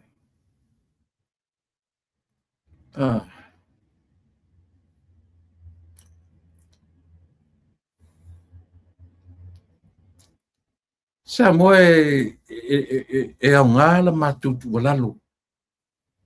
E au ngala matutu o lalo atu. Aisea. O atu whafonga mai. Ele ai, ole matutu ele matutu lo tau whaleanga atu. E tau whaleanga atu lau wali ia e langolango ina tu epa. Le matutu tau mwhai e vatu ia utou. E wha manatu atu ia utou. Ia mase I tau wala maia. Ioi. La pule sa wa ia fa pene ona le fain fa tonu ala tonu ala sa wa ia fa pe pule pule sa no ai la me fai e no mo se fai unha fai ia. Io Nakakuo ia whape. Na uwhionga le li parimia. Ioi. Se wha mole. Se silsilane, ioi, whaingo fia na o maila tō puto. Onsa. E whawhepea ki uka kuwhio ki kai au. Te onsa pia. Ioi. E tāua le tātou tilo I mea, ioi. Leanga o le tātou ola. E pei o le alo filima le tele. Lona pu.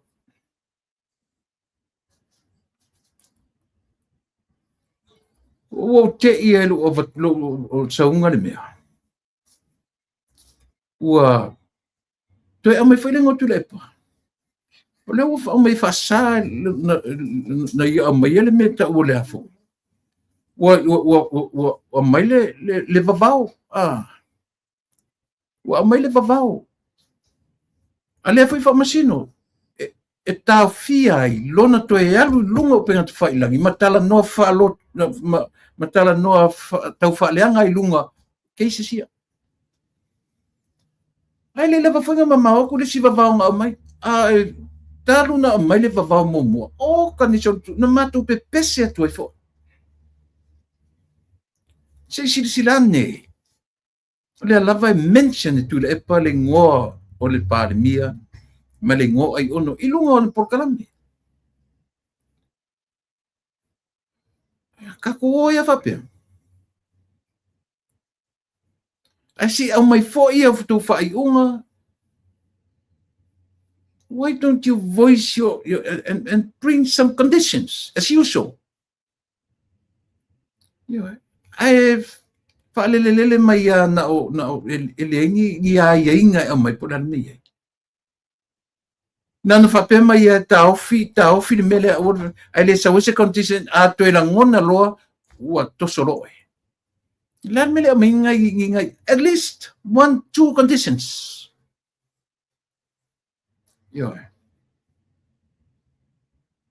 Kako o ia whapea. Nei, o le onsai, tau te lava onsai. A o le ola, I le pule tato. I nei mea ane tato feoti. Pe feoti ane o tau o lo isa mo o lo ta ia la tunu. Te le fefeta no le oti. A o le mole mea o le tato wa ai mamau I mea. I o tato ono sai. Io e tatu feoti atu. Ele ilanga mea nei. Tupua e isi tula e maisi tangata fau e latu te lango rangoina ma tanu mia tua tanu atua ia nei paupa.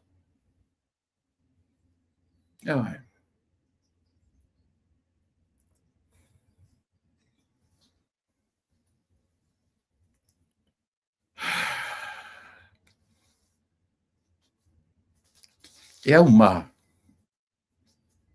E toi au ma ni moni meoni oni whatonunga mai ioe.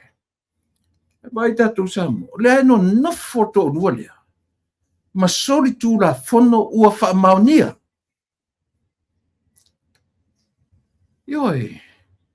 Ua wha maunia a kakango e sipela.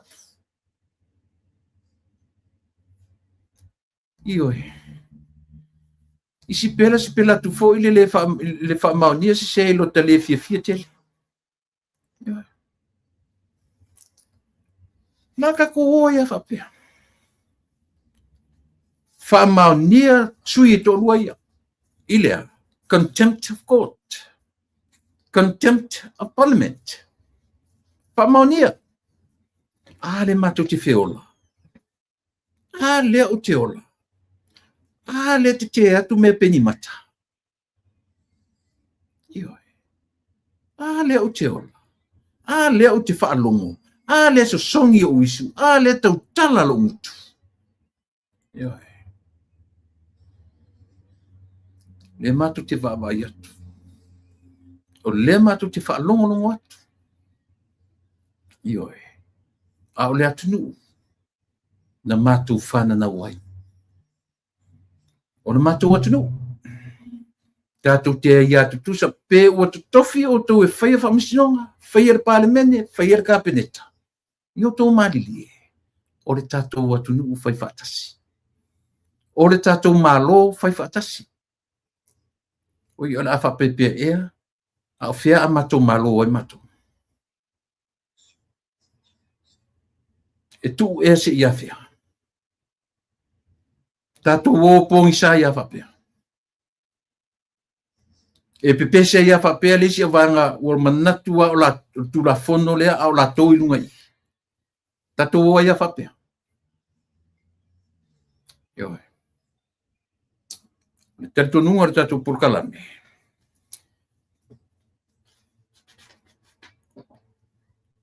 Time and tide wait for nobody. Time and tide wait for no man. E le whaatali le taimi i a tātou.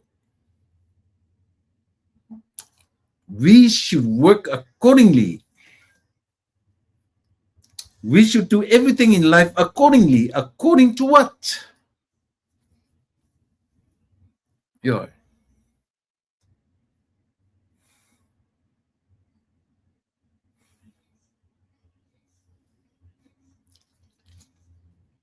E ala lua lau tala noa. E le mwhaina o tu au no ina le hei ta pipi ma le taitai o le tua ngai. E alu wha vale valea i pia whapela lo latu le mawhauwhau. Ai o te avatu foi wha manatu i le au fionga le pare mia ma lau ka peneta le whafonga whetalai ma le pare mene. Se sila toto ane. E avatu foi le whautuanga. Le avatu wha whautuanga. O te lau whalenga inatu o tau. O le whautuanga tu atu o tafa lau a fionga le whamasino sili ma le vasenga o whamasino ai mai se fo i lau a fionga le ali pule o whamasino. Se sila toto a ua ila le atunu.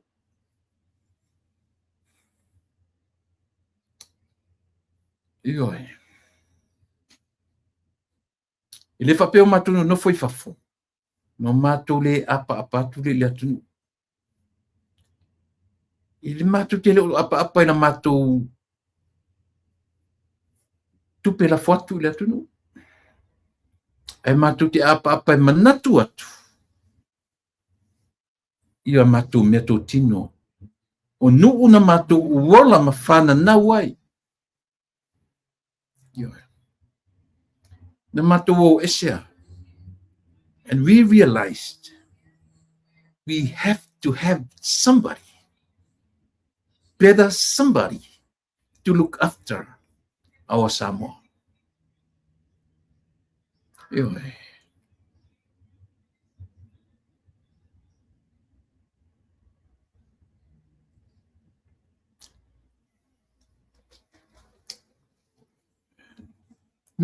o le tala tonu ale a whai atu ai. O le ina ma le whape nei atu mātou nei no foi whafu.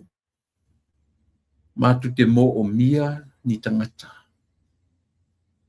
E alo lofa ia mātou mea tō tino. O mātou o ese ma le atunu. A o mātou wha moe atu. Ia te outou le mālo whai mea tonu. Le wha masinonga whai mea sili. Le whai ngā mālo whai mea tonu, whai mea sili. Ma le wha masinonga whai mea tonu. O le pāle mene e whai mea wha maria loto. Ai sea, se wha maria le atunu ua ngā lala, wa ai laulu i le ngā luenga le tua ngai, wa latu lea ngai le atunu. Ai ua whai masasa i le atunu. Ua maia ma latu mawhauwhaunga o latu lai panemia, o latu lai minister. They are still in that platform. O le whaatonu o le atunu. Lai manatu ala tō, o la tō, whaatonu o le atunu. O a whea e wha mota he loto ngona na HRPP. O a whea. O whea lau tō e loto poto a oina. Vai. Ana ua tō i loa le situation na o tō sa whai ai. o lo fai le tu ngai tu te lo ngai le malo. You think you all that. Yo. Na tu te mana tua. O na.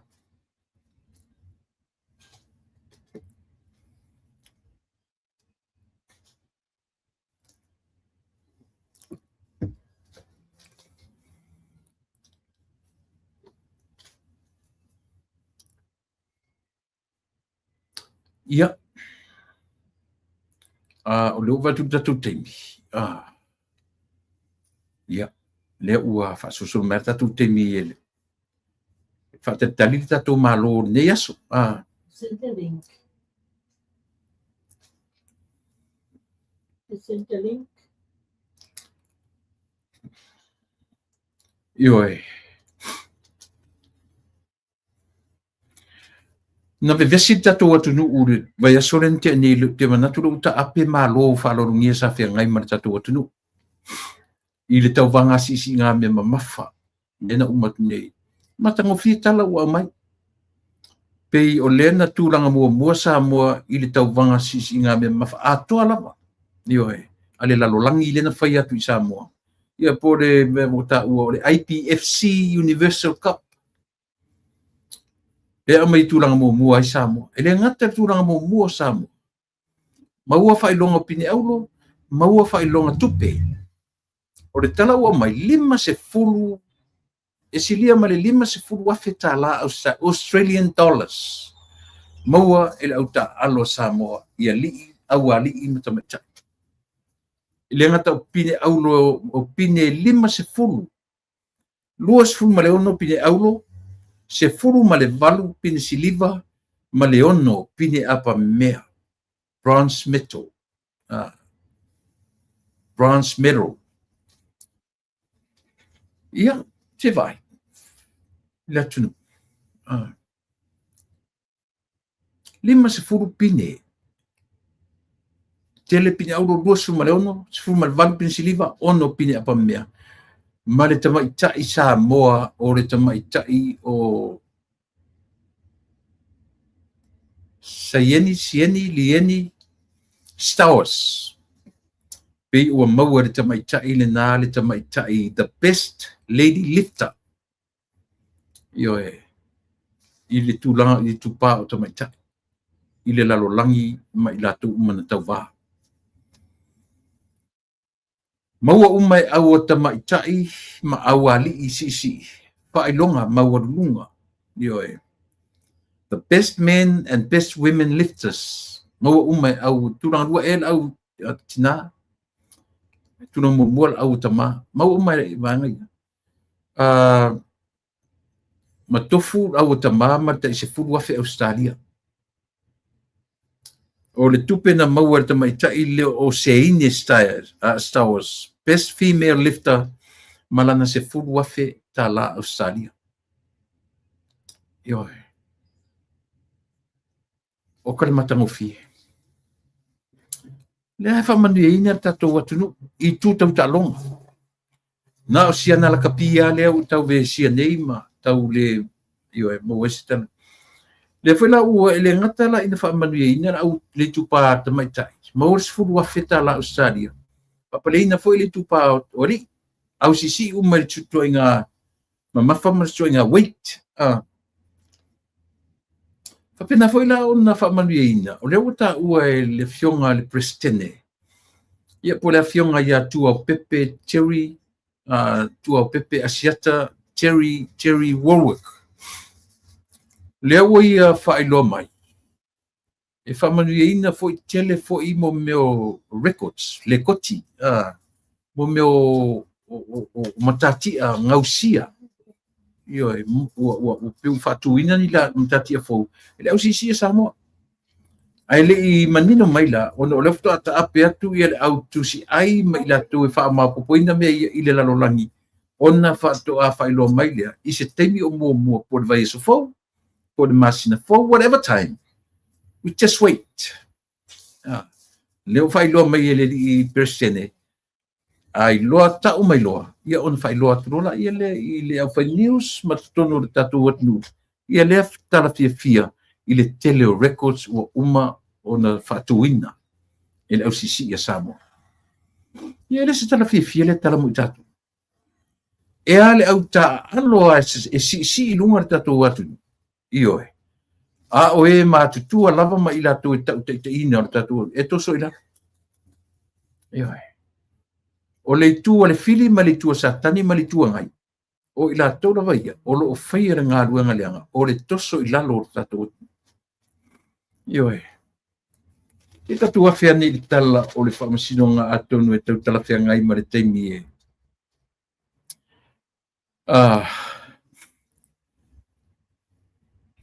Le mo maisi tala pa pe o whapaleina tamai ta i Samoa. O whaalangi-langi Jang Fualau tui sa lenga Farani. E whai ma Miss Global Samoa e tau wa atu le Miss Global lela whape whatino ina i to tonu o Thailand. Ia o le tamaitai le tau whaalongonongo atu le tamaitai sa tau wā mua i to tonu o le Miss Samoa New Zealand.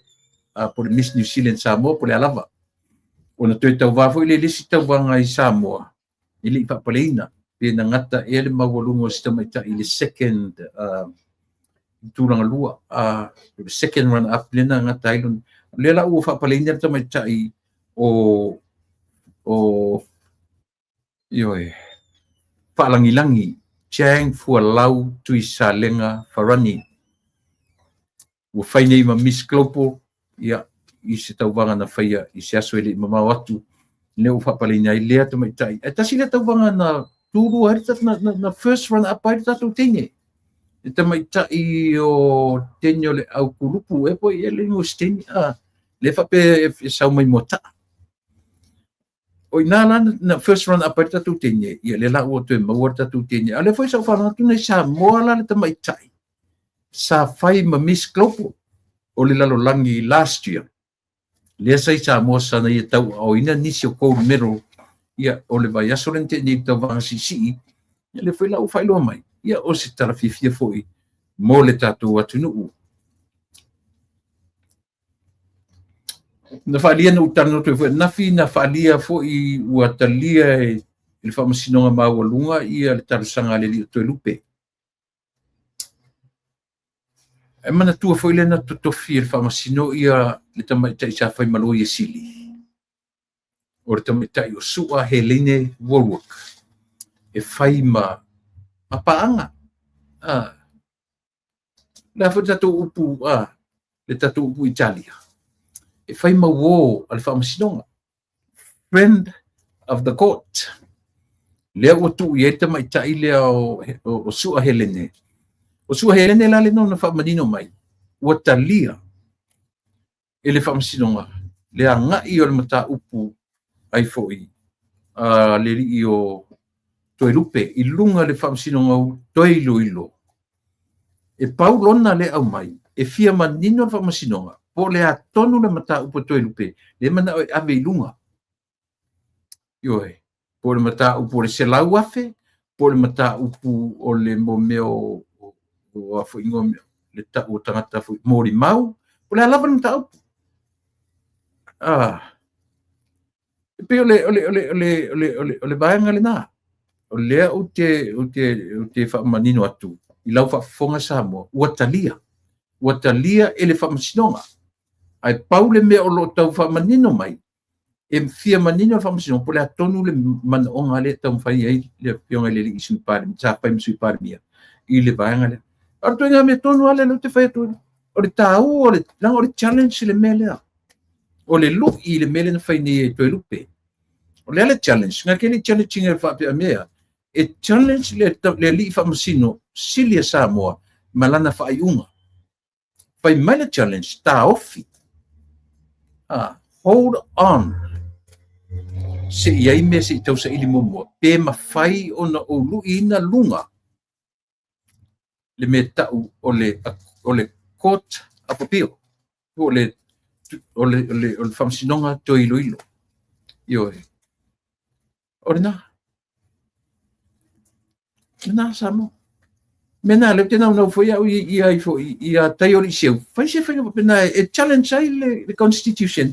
Le meo le ka fai adem fai then vai se awal. Io e silia tu nei lo langa ele papia e abela usua lo mfainga counter su mai io ale ai no se counter su mai. Ta sa no pe mfaina tu sa o le io tu sa tu sui. Pen te pi o mar mele o faine tu lupe. Ka ofil famsinonga. Ai se tau sa ili ia se me e alu elana e avelana lana case ilunga i le court of appeal. A wa fai mai tu la fono le famsinonga a Samoa. So se mea lava tau whainga palota. E le au ilunga i le court of appeal. Umar case uma. Ia se tatu talia. Se io tatu talia ia le whaftai o le whamaninonga le tatu porkalame i mo i tatu o langalongina ia le nei vaenga o le tatu tautua. 50 fioanga. 50 solea fia mel au kiti al matonu lupe siliva. Amicas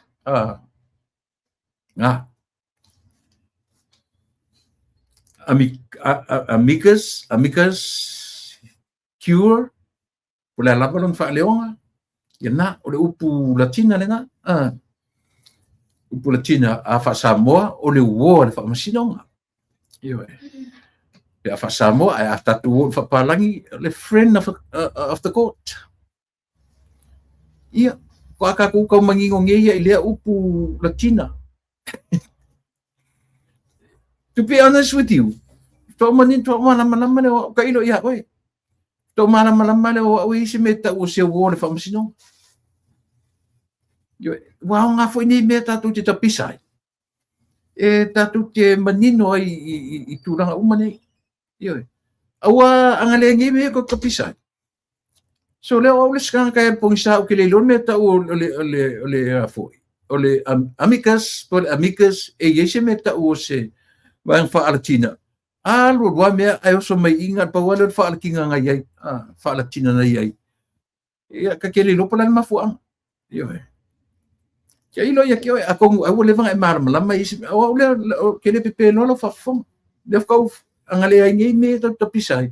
O tele lo isi me ka o se friend of the court. Tele lo isi me ka o se wall famsino. E manaya. E manaya tatu te.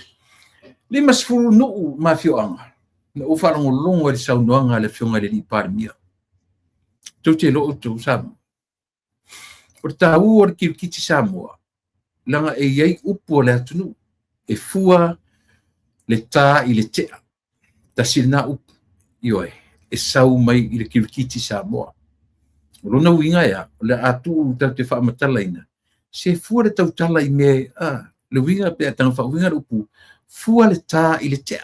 A sau le tea sumu ka according le ke ala sau. A sau o le whapa umai mamau. Sir manga yo nei mea.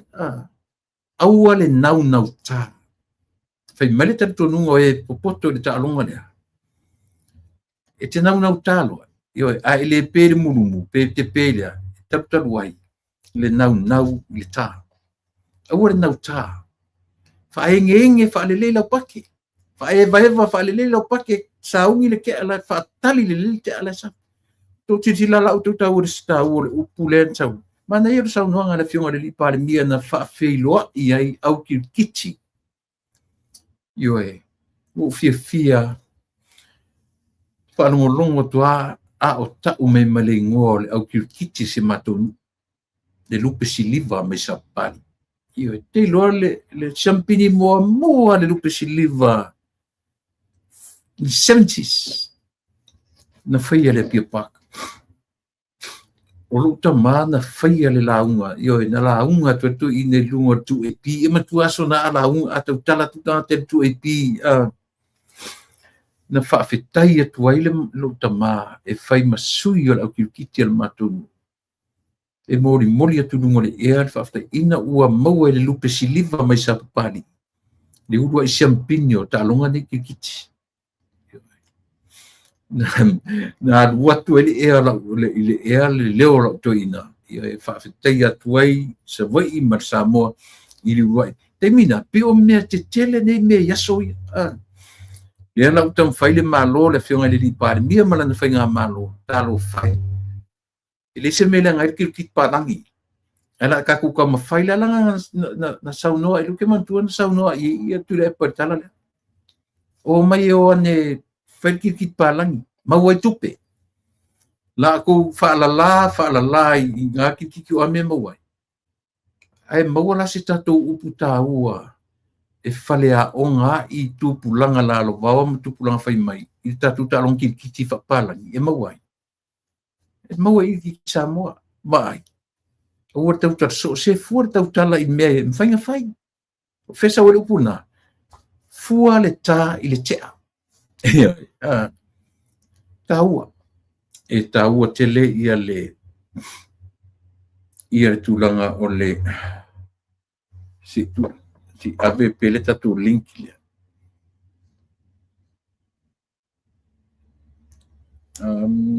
talala talala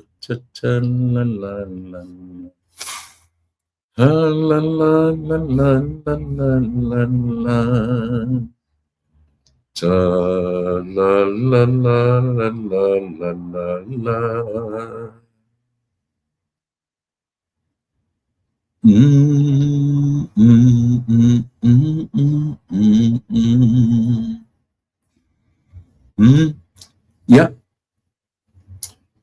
tale lua pisi tatu malo I ngā luenga ya ai si fai ale mo se ava no ele se me iai ai pe 5 minute ele o mai tatu malo ya ma tatu por kala me nei so io I lungo tatu tua mali au nanga I le tatu vaenga ia orina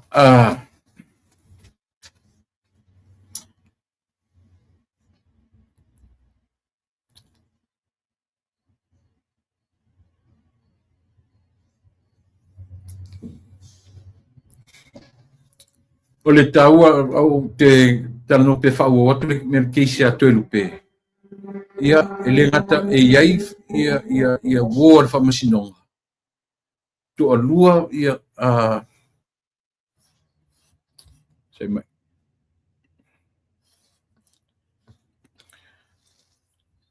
ele ngata I fa masinonga a tolu pe ele ngata e to alua fa masino mai fa foleu la petonu le fa o pe ia tano ia le fa masinonga tolu pe ia ua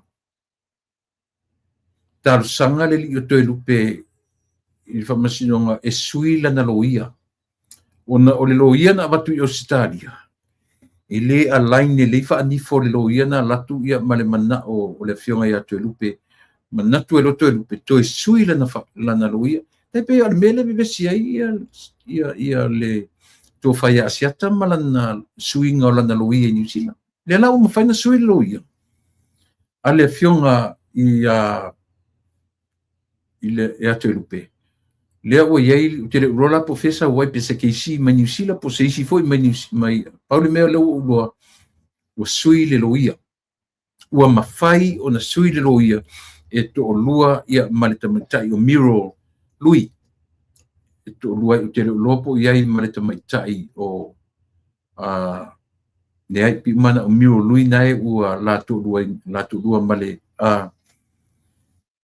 a foi male loia o te loia foula o ia o mautinoa o mafaina sui le loia io e mai loia mai Australia le sai ai ia e tatu talo ia le ngata la to lua fa masino na fai al fa masino le vai asunte nei e iai fo I mai tai o war fa masino e to lua ia su a helene o malisi ia e to lua foi ia loia o le loia palangi ele lopo New Zealand po Australia ia po ia le lo fa pe mai nisio tatu o le loia mai New Zealand you know no winga ICKC ia o tamai tai foi o Miro Luis ole so le se le ula foi ia isis yo one of the best our local lawyers in Samoa Io one of the best lawyer. Io ele ula fo ia si tamai ta ile fa lau. Le ana I taita tu tamo stui fe mai le watu nei lo ia tamai lo ia malato mini skirts. Malato ile ai elo le mini skirts na fa ngar ko in fa ngatu ina mo of taili. Ia si tatu sila tatu samo ia.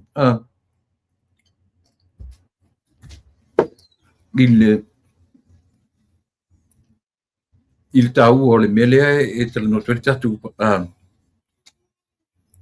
Ia. Tala na o le whamasinonga I le vaenga lea.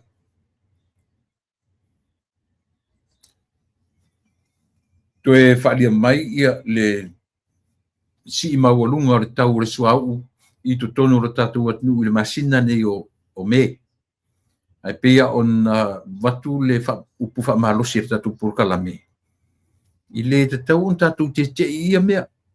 Le tatu te lua malava ia langa o le pe attack atu le situ foi e le malo. Le attack atu fai mai o le malea. Tingana fai atu le ai o whawhitauli wha le lalolangi. Whawhitauli ona ele o toi nā malelaina me o lo tūla I mai. Iwe. Au foi na watu se vaenga la purkalame mar tatu purkalame. E tauna tatu tila to ale tatu atu nu I meni o taua. Ma aua fa te ia tatu I taua ia. Aua. O le challenge la challenge ai le tatu tautua I o ele te whafonfon mai. E leo se mea fa te ia pio no fa atu ia te oe sa moa whafonfon mai. E tau te wa ai ai o le wa ai atu nu te challenge mea ni o taua. E ba ai fa pisinisi ai. Io e. So tatu wa ai to tatu I mea. Awane I fa pe tatu a mea o leanga ona o le tulanga o taua ma mea fa pena. O Samoa e ala lava na tele tala le hita pipi ma la tu fe mi o la tu na faia tank fo ia fa pe tai tolu masina le a foi. Ia le malusi anga te tauna I tonu tank nga awa lau foi. Fa fiena lau tangata nei le pepelo tatu palmia. Ia lau pe o tau le pepelo palmia, ale o te fai atu. O le master o le pepelo. O le king o le pepelo. O le tau tai. Na o tau muli ia o tau. Io ai. O le tau tai malava iai le tu ai ngā mea le tau te fai. Io ai. Toe awala tatu te tua ia fua le fionga I le li palmia ma tu fai mai lea I le pepelo. Ko pepelo ia to le ke fai atu nei le mele o to le lile o Canada. Ma lile o mai fea ma le lile o mafi. Awa ko ke lau whatalitali ala tau taimi. Io e ala ko kai mila o tau tiro mai ala tau taimi. Le mea o tau mautinoa. Na tusi Canada I le. Ia o tau lunga le penta fai langi le tali mai le apo. Ele ofisa o le leo o New Zealand, ia Canada. Na mafua o na tali mai ia le po ai lava na tali mai. Ele o tali mai ai ia le taitai o le atunu. Tali mai ai ia po ai lava po le secretary o leo. Tali mai according to what Canada wrote. Io e le baenga o leo New Zealand. So lana tali mai ia leo New Zealand. E fua I mea ia na watu. Tatu sila tatu Samoa I le ngā e o lea tangata Samoa. I tatu tiro tatu ia I le ngā e wana foua le malo. Le oa I mea e le o ia ilo na malosi. E le o ia ilo na ilo. Ua tau mawhaia. Ia leo te whai atu. O le tali mai a leo lai o. E leo au mai ale atu atoa ma e le vale fo leo New Zealand ia. Io e. E la tu te au mai I fafo mea e a foi. E le te tau ono la tu fa leo ina I public. Ia tu langa o la tu suenga ma la tu ngā luenga fai. Io e. A fai lana tarusanga mai sa langa o le tarusanga sa mona mai le ma foi mea. Na fesili le li pe fa fentu tongi. Ia la tatu va il tali la o i tongi. Ioa. Ai o I le o tatu loa I le tangata tua mo sai le loto I le fionga I le liparia. Matua I ita I atu e ka ilo ke lopo ko I ka kalando o au ka ke mangingo le mo malam le mela ita I paria. Io. Matauri foi o fai temi o fai siana mea fu le siana pepelo matu yale fai o yetu o ngatu ton. Io. Kango ngi rank le pepelo ngaka le. E number 1 in the world. Le me o sau pepelo. Io. E tu o ngatu ton. Io. Tatu rola tatu sam. Ale aru lo fai melantala. Io tatu de pelo uma. E number 1 ala na pepelo. E number 1 ia. Ai king ng kamo master street. Jadi tu fai ngongas ia stui ke fai ngonga ia master stui. E master na mea. Lela e sauderi le longa kari le. Le sianga kama o junior pepelo, pepelo master junior. Le ko va ia se kanga ka so le fai o le leo le loto. O I mea tatu baila ia. O le ale o fai nele malo ila nene e fai. Na oina te matanga ia o tusi whapea o lo no whamatu mai lunga o le paprika o tusi o ilo ai so io e. Ua I loa I ele atunu e te matua I e whawatwalea. E te matua I e lo toleanga lawa. Io e. E te matua e vai. Ua ilo ai Samoa o tusi e se ame. Na me mau e lo te mite o te fisili. Po ai tu tongia I lato o deploy I Samoa. Na le meu e fisili e whapena. Pe to tongi Samoa, pe to tongi New Zealand. Na la whea. Oi loa sila o ele leo lo mafaufonga I. Kua kumu o lo koleanga. Io. E ke fiu e lau ma kau whaleanga. Nenga kau whaleanga ke whaia. Io. You call me names. Io. Ia. Whaftai le tua. Leua tatu o mai li vaenga o le tatu tua manatu ua leua wang mai ia le tatu wo mat paanga. Ia e whaua inatu le tatu tua mo leisi tu la. Ia ai le face tatu malolonga o nei fiatu. Ia soifu manuia. Soifu nia lau fionga le tamaita. I lau tō whā mo whanua, I lau tō whā tupai. Ia malolo whalau manuia. Ma neia le la ma neia lo sei, ma neia me uma as usual. Ia. Le suafo Yesu, ia whatalo whatu le tatu tutua, ma tatu paang masani. Ia, te nane fo I lau whaafonga Samoa. Watu neia wanoa, I lau fionga le tamaitai. Ia, si e sauno ia, e whatalo mai I lo tatu wat numan whaaloalo. Ia, whaatai le nei tū la ua mwhaina tātou toi fisila whai. Whaatalo whaatu I le mamalu o tātou paanga masani. O lo whaafonga mai so se tulu inga la langi. Whaatalo whaatu fo I le ainga sale vi. O lo whaia ngā luenga o le tatalo mo I tātou biaso uma whai pia. Whaatalo whaatu fo I le mamalu fo I o tātou paanga I Samoa e maise le fionga le lipa. Le mia marka peneta ia mar tātou ainga le fast. Mātua matina mātutua te tonu o ainga, te tonu o maota malawa, te tonu o maota ngase ia male a aifu tangata mātutua. Whaatalo whaatu o maua ni tala to tele nisio I lātou e tune up mai le taimi o tā pokalame tu la epa. Ia e maise le lao le to tele le mamalo le atunu. Ia o lea lava e whairu so ta inga mai ia le fo ie fia whaalau iloa mai ia taimi uma e tawa pokalame e le misia I lātou alo maia o le a tātou tātala noa, o le a tātou whaasoa, o le a tātou ilo. Te le fo ia ni mea o lo tutupu mai si o tātou atunu. Ai pangalia, pe o pokalame nei a tātou tula epa, o lea tātou te awatu au ili ai le tele o mea. Tele o nisi mātua o whapea mai, e moni o mau te whaalongolongo le tala mai news mai Samoa.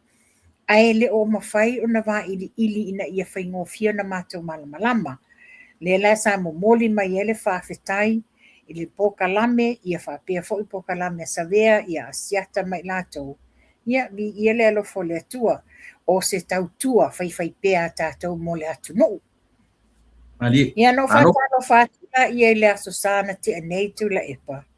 Sa ule maketi a mātou i nei Mangu Bridge. Ia whatalo whatu nisio sa mātou wheloai. O nisi sa te te o le sa whai e whaile le breakfast. Ai po atu tau au. Ka mole apo e o mo whanua. Ia malo. Whaftai mo mawole tau whasoa mai. E le ngalo ia o tau le mātou po kalami. Ia, whaftai le lofo le atua, ua mawhaina, whai atu se tau tua. Ai mā ua nei, ia whape fo isi uso a whasalalau. Ia a wala wā, ina ia longo pu ia li i le mamalu le atu nuu. Ia malama o tau. Ai mai se foi, o a wala le mātou te wha malama ina ia whai ngofie. Ia o le nā se whatalofa le nātu la epa. Malo. Whaftai, maroro soi fumanuia, ia, ma fui nei nā tala manea, nei nā fui wō ma pa anga o tau wheluai, ia o tala whiwhia. Ia ngatala ina whawhiwhi ina i lātou, ai motivate tātou, ina ia whaauau le meo le soi fuatautua ma le onanga, e wai le whaingofia nei whaiwa tātou te whaia. I le ngata o le tāpenanga, i le ngata o le tuatu whōringa, ai whelau mai e tangata. Io, o le mea siri na leanga. O tangata ua lewa na tātou masani lungo nei mea. Au isi tangata sini nini tui pātua o tātou wheiloai. Io lea, ia whaatai lea tua o lo maurunga rea oina o le masina i le nai tūralo langi o lo e mafuta mai ai. Ia ma anga i mai ai le tautua. Ia, na tō leo ua e whaapai mai lo tātou nuu. Ia ua whaafonga fo i ma whaanongolongo Samoa, lo si ufonga. Ia ma nai tala fo i amata mai ai i le tūlanga. Se whai ta amata, se whai se tala, lea le tūlanga o tātou container talo. Lea se... Container talo te loinga e wha umanei le vai aso nei, lesto na nei, lesto na munmuri. Ia matuatula e po o le container, o le 40 footer. It's a massive container. E le wha pēna o wha atau i aso uma. Ia e na o lesto na i lava le aso le mātou te awai wha atasi. Ma le fionga ia sala lea kome la wano. O ia lea lo o fia ngai ma le whaatawina. Ia whaatasi e ma le mātou lango ma nisi o au whaasala lau. Ia savea, ia whapea foi, ia asiata, ia mai lato. Ia manai a ina foi o lo o whapea na whai atu a lato whale aina. Larry Levy. On sa i mea tula epa.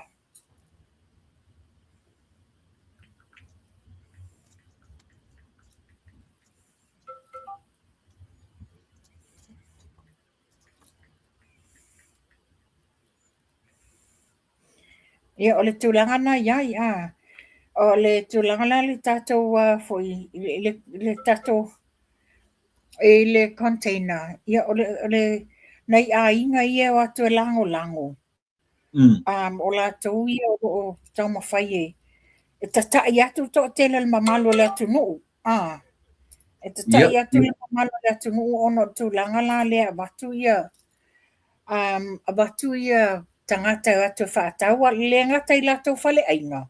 Ia awa whapena abatu abatu ai lama tangata i whaatau ina ai le talo. Pe o ina le watu i se tala o le tato container o le tato astona i munumuli nei. Wale le whale o tatala noa ai tula epa. Ona o le tūlanga le o le talo. O le a le whaatau alona no fuanga tu mau le sa whaatau ai. Okay. O le a whaatawina i le lotoa a le whale Samoa, le official consula Samoa. O ina la whaatawina ai i le astona nei. Ona o le vaenga lea e sa whaatawa le talo. O lo o iai isi containers e 5 o lo o loadinga whaatasi ngā le loading zone na. Yeah, it's a very busy traffic and it's a health, risky. Te ola vea se ta vale pe la vea se ta metiti mo tangata whaatau. Lea la whaalau I loa atu le mamalo le atu nuu. O le tātou talo e whaatau nei le astona I nei I o I le Mota Samoa. Mota Samoa. Mana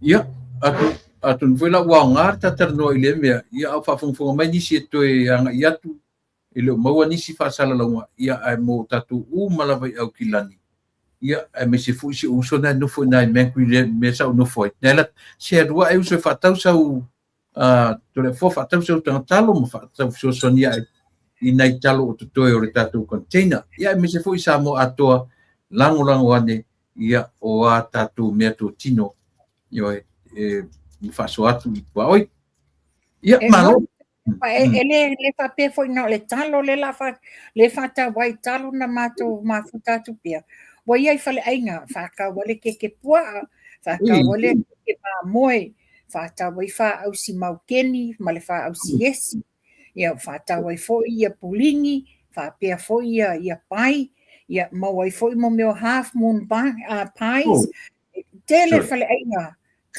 ainga lo o yai ia ale pe o le lenga na o paanga fo ia fale ainga nei o le ua atu atau le fale ainga ma fa atau ai lava ia o ai le sa mo la atau no ati o ai le fa atau wasana pe patalo moni le leiso na ia ai ia se ilonga o tangata fo ia matua feita e malo o manatua I o container talo se container mai konga o le sorry ia tu lo ngana ia tu sao a fai o ese sa mo lo ese la ngona fa pena pangalia ia ole vai na leilo ale adia e la ia I la e alu la avela tupe fa tau le talo male fa lo le ia mal fa lo le saina a ole o lo atu no ule o lau tau tua le ia sa mo o lau lango le I poloketi lo tam fai le malo ina ia fa le le atina e ine o sio tato atu no ia moni le ia ele ngata la ina ana ye manai tangata o lo fai ela tu fale ainga au tafa ma o tangata fa tau all it's tele the traffic is getting busier and busier ole mana ia foi la tu langa lea pa pe fa no fata no atu vai so mua ole la ta mo fai le fainga malo ia aua ne imisia ia very consistent balasi mai le si container talo ia mantua ele na fa pena le talo le la ta mo fai ai o a uma tato o loa mai Samoa mari ole fa penana ole a fa penana foi na awina mai foi a wala le fo ta mafo le atu ia fa te inga ona le sa mato wo I lo I Hamilton se tasi foi o fa la ve tau le ainga mato tau no mai le va vea o le sa fa pe buia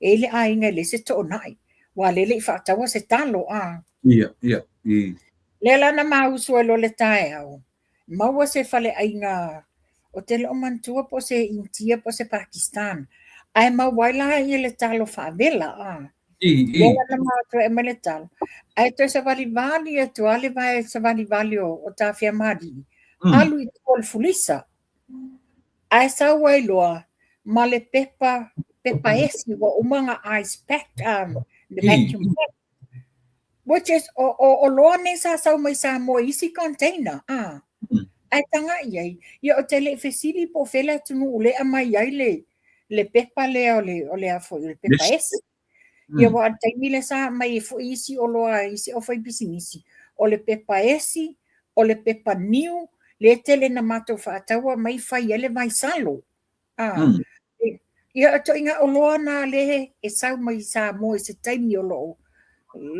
to mama nei ia malo fatai ia me tau ia tau ma ia matou sisi container ia o ma ia matou ia wa afa mataratala mai ri o tau na New Zealand ina ta fa tu fa o matou ni California ma America atu ia tarsia ia le fainga le malo ia polasi te milata mai o mai matou ni America tufa ia o te tali tono tula epa o fai fa Wai nei e tatou whainga malo fōu. Ina ia whaapea o na momoli aloa ia atu ia mea tau mafa, mo le fofonga tau mafa o sa moe so se atunu. Ia lewa amata mea mātou nei New Zealand, o te langona tau titinei Australia, ia ona trial out whole o tau ngai i meleke le, malo tele meleke. Wa o te tatonu, o ngā luenga nei o lo tamu i tatou whainga malo, a wā la le whaalualu le lei, a wā fo le lumanai, ma le tamau a inga o tatou whai whatoanga.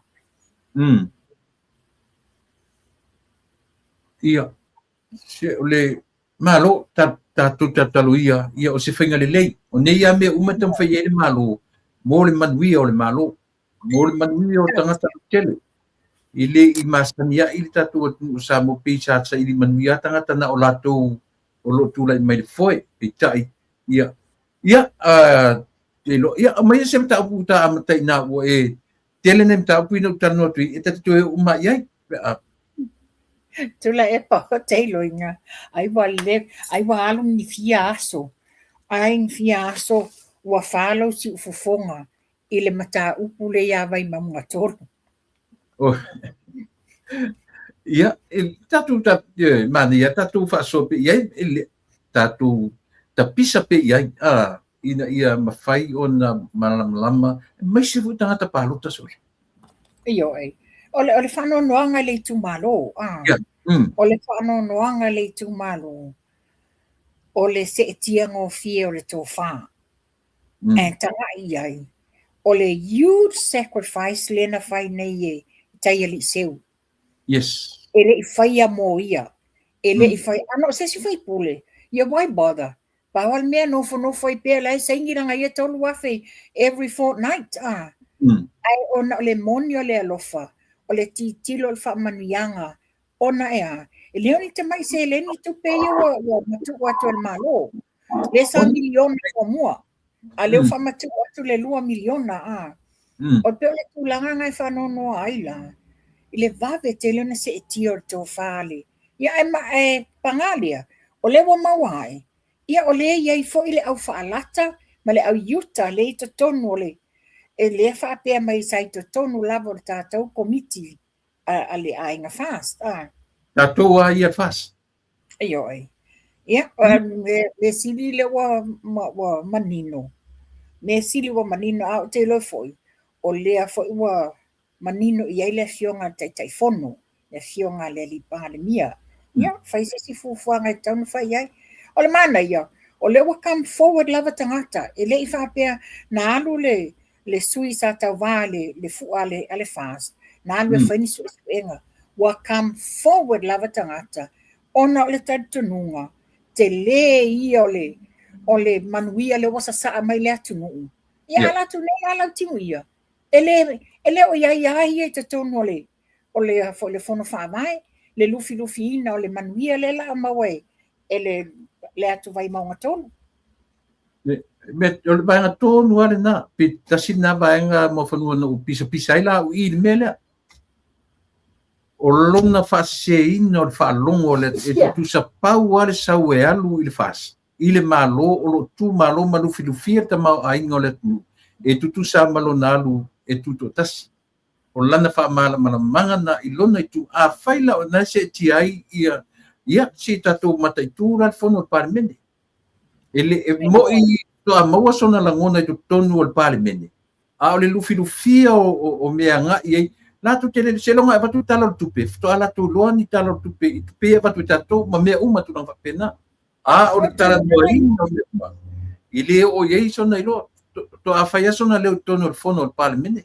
Ea, o le aso whina o bang. O mea tonu lava le nātu la epa. Mea tonu lava na. E le aisona leo le lufi ina o le milionga lea a vai maunga tolu. In fact, foi la. O le foi sa co-chairman ma le fionga ia tai aliseu. Wata tau foi na whaate ese na ia. Wata tau foi na whaate ese na ia. Le sunga ia nonu. Wa mantau o ia le e vase e lua ma tai aliseu. Ia wata tau na ese. Wa langa e ese le mea le sa fau mai tua. Really? Yeah. Oh. Ma la fo mai tau ina ai fo ila. O iai fo inisio leita tono al fono fa vai a vai maunga toru.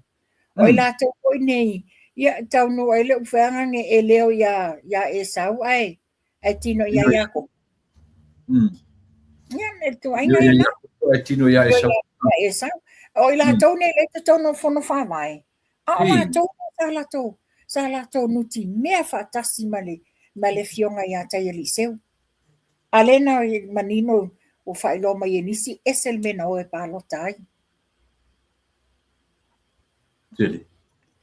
Me tonu ale tau e, populale mata o le ngata ai whasia a le o la tau ai e le wato e whaile mata upul nei. Ia, mana ia na information board whaafonfonga le tatu watunu.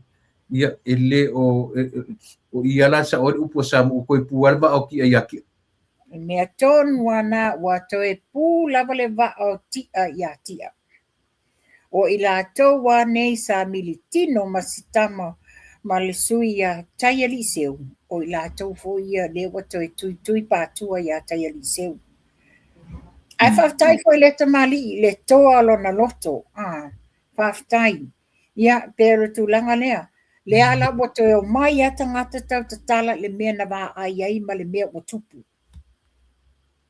Le foi la what's out fa se ai la tala ale so ai ma mo le vai quando male ma le lau fa ia le pu mo fa pe mai ma te tele mana ia le ta mai ta i too personal ia oi o e lo vai quando so ai ma mo te fa mai tele mana ia a fa ia to le ia se lumana ile se ngan wenga ai fa mai tele mana ia at least o le tina o le o tala le mi tonu le tau tala ona lea la ngona le loto tinga i le mea le tupu ia whale ali li tasi.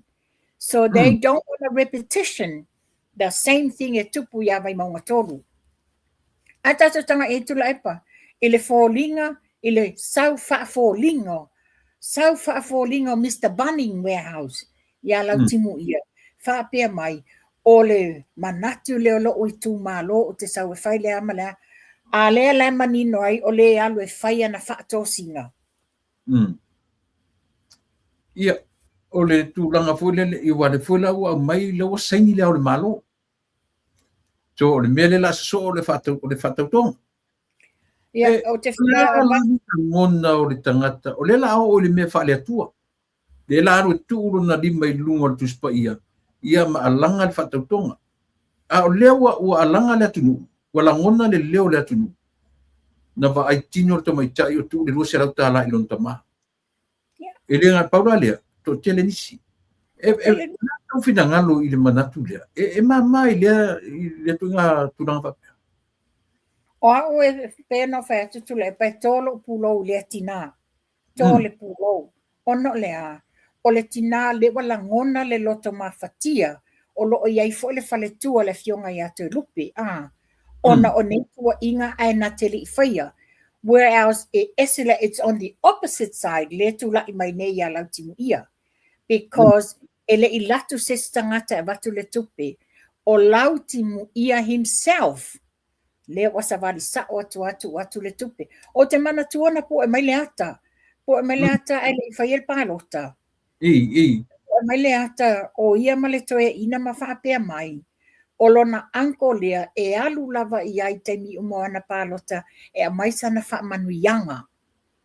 So leo te whai ata o te mantua lena mai le ata i lunga ma whaapea mai. O lona anko lea e alu lava i ai e a mai ele wha manuianga o lana whainga pālota. Yeah, who knows? Po le tamala leo stina leo wha ailoa mai. Le la o tau sa o mai lea mio tonu. O le tūlanga nei ai. Whaftai le tina. I le toa le loto. Sau e a foi sau sao me wale mele na tupu na o male palota sau lole live tina le ele fatali tina a wale liu mai ai la le so ai ma mo ele male tama ma ile fai mai a wata tu te mana I was too personal no pero na sau no le tina ele o le mele nei ele fai ese fai nga fa ainga ele fai se fa ainga le fai ngale o le casting o le vote. Wale mea tonu ale le tupu al whale tonu. Ona wale alu tangata e whai sao langa e kisi I lona malamalama anga. Ona ole o a uma credentials o tangata tau wā. Ai wā ona o se tau ane ai. Le la wa tau mwhai e lautingu ia. Pe ona sau nortina. Fato a e o mai neia I ba ai mātou. Ina wo o mataimi o pālota. Ole mele tau tuturi atu ma whanu. E whanu no, le whi wharongo no mai ia paanga le tātou kūrkala. Whanu no anga sore o le tā uai tangata moni o le whatutua I le tua sa motasi. Mai la tufu ina ave mo I le whatutuanga. O le whi lai maua tala na tala noa, ma sole pule, ma ioi. Ioi o le alango I le mele. Ala kongo ala mele. O le mea le pito fitutulu atu. Whesi matu ia o le mele. Te le alo na fianga ai o te talitonu. Ia pena e sau noa, o lewa a mai le warrant a le fionga le, a le al malo. Regardless, despite le warrant a le fionga le sunga le al malo Samoa, ona o le tūlanga lava na o le process. Ia, ai manatua, e mai e le al malo le warrant le, e mai la I fatoa execute le warrant le, I le taimi e tawa o fia le palimini, I le aso le ua to whaina ua whongaina le whongwhitalai. Ia na whatoa whaatauto lea, despite be tusa pe whaatauto nei, pe na le tasir vai ase whaatauto ai whai le whamasinonga ma whaamauni ai. Ia, e toia, e koe goodbye Felicia la vai le to le whaalea ngaina. Ia, e pe no whai atu nista ngata, mana ia whoi lea. Tu ai pesa I alwe mimita whaatauto. Ia, ai loa ia Samoa, ai whaile whamasinonga, ai pa uai. Ia, o le tūlanga la na iai. Ta o atu ele ia Samoa, le malosi o le corrupt ma le ami o le tonu. O le naunau ta inga o lo tangata tua tasina wa. Talo sia. Ia ame le whamasinonga. Wa alu whamasinonga sau 10 years. Yes. Like say. Inga. Sau la 10 years. Alo no ta inga. Ia se whinga. Te pio mele o challenge e toi lupe ia lana case. Yeah. Ia se me whinga challenge. Instead to koe fo I first by election. Ele ese so tu la fon. Ai foi, atai o liceu. Nei te fo fai filosofia fai se me ta se counter su. On ai ben fai se fai foi le ina ia o te fai se by election. Ai sa o tangata tu ro palota. Take over na kanga le pe afa pe e sau famsonga o Yo, e whatoi whaina o sina meka ki kilo I ai. Tulepa e manatua o le mea tonu lava lea o loo nau ta I le whainga malo I le tātou whainu mera o le lua mai tolu.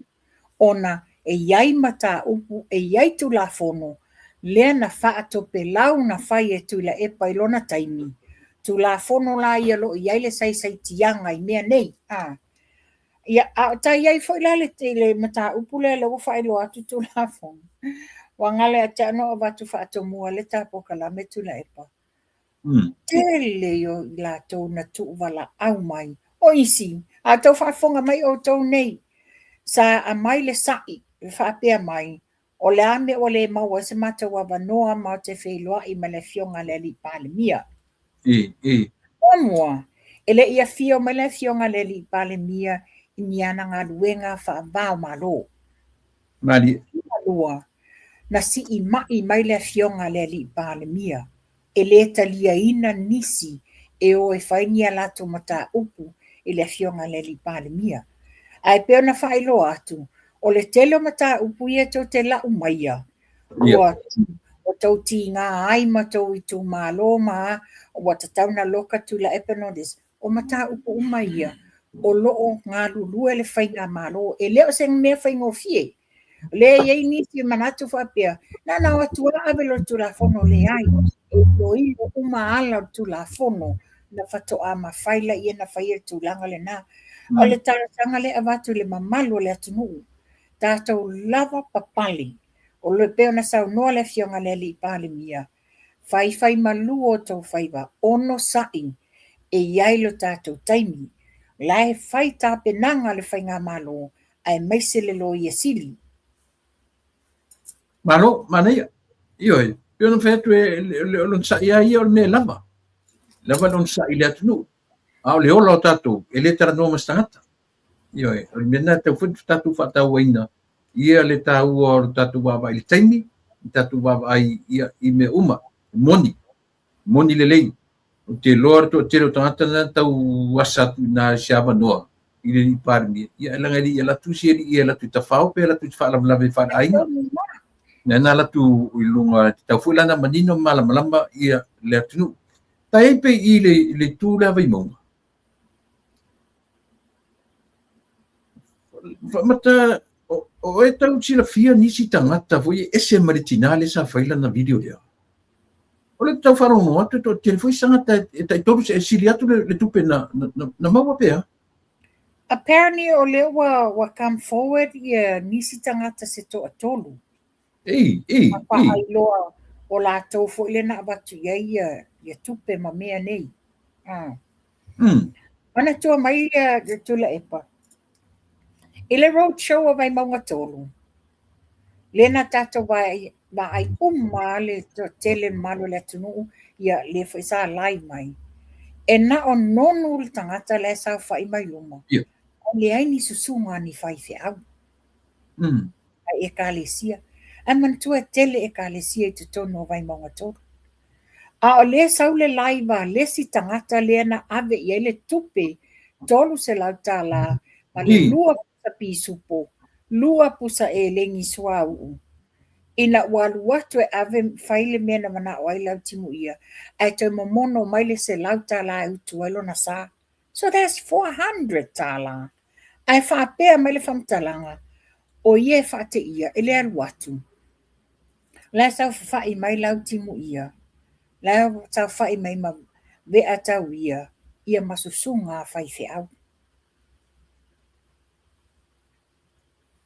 Pei lai whoringa mai ai, tātou te le fia tusi lima i susunga whawhianga inga. Pei lai whoringa mai wa esere tūlanga nganga ianga iai. Ia ewi lea. Ia. Ele iaru tai ali sewa sa ili. Ua come forward lava tangata. O nau langona whanonua, la tau te langona ele o sao tapenanga le sa whai. Ma whanua te lea masalonga ia mea, wa le fast, wa le HRPP. Ai o ka lango le me le songa le siru mga, tuto tasi. Ono lama. Tuto tasi. Ona lai mafua ma mai mea nei, o le tau whaasesele na whai e lau timuia. Yeah. Ma fua o mamai alana tau whaasese. Ia o le si vaenga, o le te vātu le wasai mai e fo inisi. I le tu malo la vādia. O le whaapea mai. Sa o e lango, ia le vaenga le toia ina. Le toia ina a oso. Oi. Ua whaapea mai, ia, lawa malo ka makako. Na o e lango. A lena avele la to siaki bounce e whaaulu whale ai ia tupuola lea. For mai. Ioi, sa pot. Yo teni lopo yo la ue uri vaa masitama foi leo o puala tamai. Oi, uri na uri na vaa ori. E uri vaa sa pot. So o ia puala tamai Filemoni ia tai Eliseu. Isi tatu vaa aila iai. Ele le fast o le ilunga ele mele ana le fatong fitia fo la nisi le parota le. Yo, ona o le loto e lo mala anga wala ina fa pe suia. Yo. Ai pau o le me o le tau ilo atu sa feutanga. Sa faitala ma te yo ina be taulia be tauia ya manon. Pau na le tau tatu mai so ulangona. Le feutanga ma faitala ia wa me foi le tala wa ioina ai a faila o le tura mai me ia fa no nga tele na mo fanua ma el popo lenga I me nei ina nei to tupu le me na tupu mo o concern na o ia To be quite honest, Yeah. A whaafunga mai e nisi o le vai maunga tolu. I Yeah. never trusted Ve'atawia from day one. Yeah. Yes. Mana tua mai foi. A tu la I mai ia pali I Nicoli hang. Yeah. Yeah. Yeah. Ta whapena foi na ta vale ai ali o le HPP. Ai no faile fast, sa le fast. Yeah, faile le supo, to e alu I o le supo. To e sau fa vai lua le tūlanga e tuai I le fast ma le supo. Yeah, le lawo o mai ela tūlanga le fast. Yeah, fa mai le upu. Se o le fili a tamo le maua, ia a le lawa maua le fatosina. Le ai manisi upu. A o maua mai fo e le fionga ia tai Eliseu ma le fatua ia Phaedra. Don't give them a chance. Sa lato whaaluma ina oe. Sa tau whai ma laulo ta malianga. O le ale nei. Ala lea. Na e tū ma sa vali le tū malo. E man tuatu le pape no whai atu. E le iwa aia se whailo inga lautimu ia ma le tū malo. A le mau. O ana tama ia sa whaire whetolofi tua. Oh, sorry. Yeah. La fai o tupu o uma le ke ala o tilo I le lumanai paula le me te vai me o le toe fa mau popo le leio o video sia ma tala noina I le tina malona tamama na fanau they have to be in the same page mo fanua ina e se tala tina ma to ina ma fanau e ta pena umena manisi la se ata vale le sile na ta umeni le fa se la na mena mo na Oko kai sorry. Papaya foi maisi. E foi maisi. O te langona atu la epa. This is my theory. O nisi o lato le sato sina ia le lato e kisi o no le tupena vatu. It was just a matter of wanting the money. Yeah. But o lela wa umale le palota. O to e tepa itua. Ai, ele saulau timu I alwe nofo tatonu o ele whaasoasoa ina o le manuia lea wa mai awa I matolu. At the end of the day, it's only taili seu ia manonu. O whea la lewa I ele tau whātangata nei, this is why they decide they want to come forward. Ono lea, ti tilo la tau le lumanai, 5 tau sanga le la whaasanga I nei. And so far ele ngaki le ia inga le proketi le tumalo. Tasila ngame. Yeah. Ele mawhai.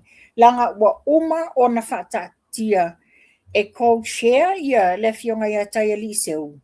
Whapea manonu. But, ia o nisio tūlanga le wadia e mai eile ngō nonu. Ia o that is for le tai whono le alvaenga whai po le ale tūlanga iai. Ia mai nae e ta tiele mata upu ngai le min stau le tinamta mai ta e onga le bloketi. Sorry. Ya, na tatu wanga ia fa pena tatu tadi ia me wanga mai. O te tartonu o se me mana, ia ma se me mali me le la tu lai mai kesle. Oh, absolutely.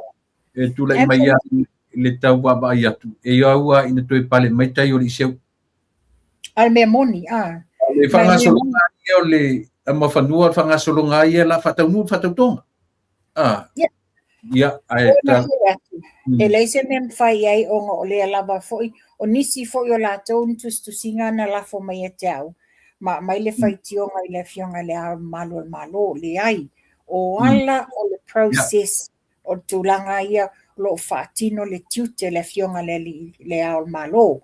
Ai tu sape o man fatauto e le fa pela a fatauto ai fa sinonga e fai inga. Na no foi pela ia le ai. E vacate ai fo ile le no foa a mai la I fa launga le fionga le fong fitalai. Mana ia. Bela e sa I mai ai la le so ai ma moelia. Fa pe mai ia le se mem foi lo mai le man lenga la malo. He! A wati so ai ma mo na sa la ia fa se le tunu. E te le lo se pau. E ma fai ana fa tau to la timu ia. E ma fai la van fa tau to e ala tu lango tu o ala tu la fono. Ai o le case whaamasinonga e whaamaonia soli ngā tulafono.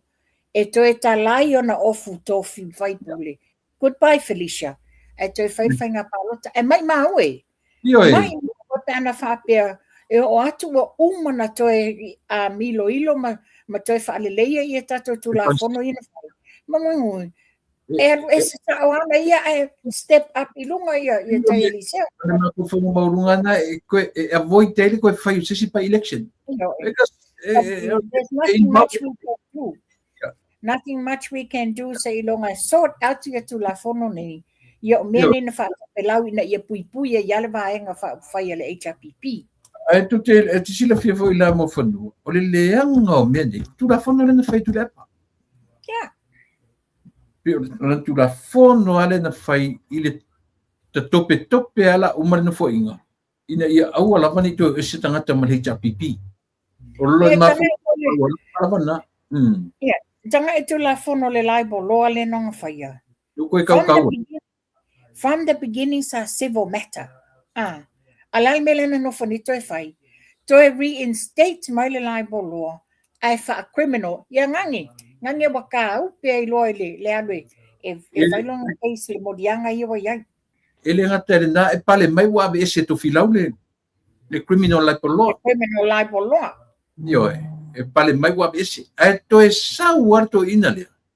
To e au mai a itonu. Se ia su e o la pi la vea ko lo miskamo. O ai fuisi ngo stam. Wena ngo stam le na loka mo. I Samoa. Yo e wena ngo stam le na loka Samoa le i mei atu le pa male ika King Fai Popo. Oh, yeah, King Fai Popo. Yeah, Mantua le laibo loa le taimi o tofi lau. It was only a civil matter. Yo e le mata upo criminal law. Ai ina wato reinstate mai tu la epa onga olea o tino u a fiwa su e ia foi. Oh my God, le wa froze mama fo faula to. Ina wa fiwa su ele ole palemia. Le alanga switch ai loa. Ua fia olapi. Switch ai loa ai fai loa ole criminal matter. Ia wānei la, lea la wa tofunga i e alu e whailanga le laibo lolo na tau whaaleanga ma le defamation against le fionga le li pale mia whapea ia e le fionga ia ai ono. Ia alu le tali, it's not a civil, it's a criminal matter because o oe mena e whawina. O tai I le mea lea ma whanua. Leo whaalua na won mai e le whaosinonga tu ina mele o le wana la fonga I lunga. Won maila e fo ilo sela pari il momu. E wana I toe mentioninga le ingo pari mia. Ma le ingo ai ono. Iana whaan. Awa fia na tara norto ina le ma. O le whanu nuanga na o le atunu. Fia na tau. Lela o toe sau le second warning lea. Au mai lunga e le tamai tai o charge talasa saanga. E na te toe ta fia mai I e tu le epa.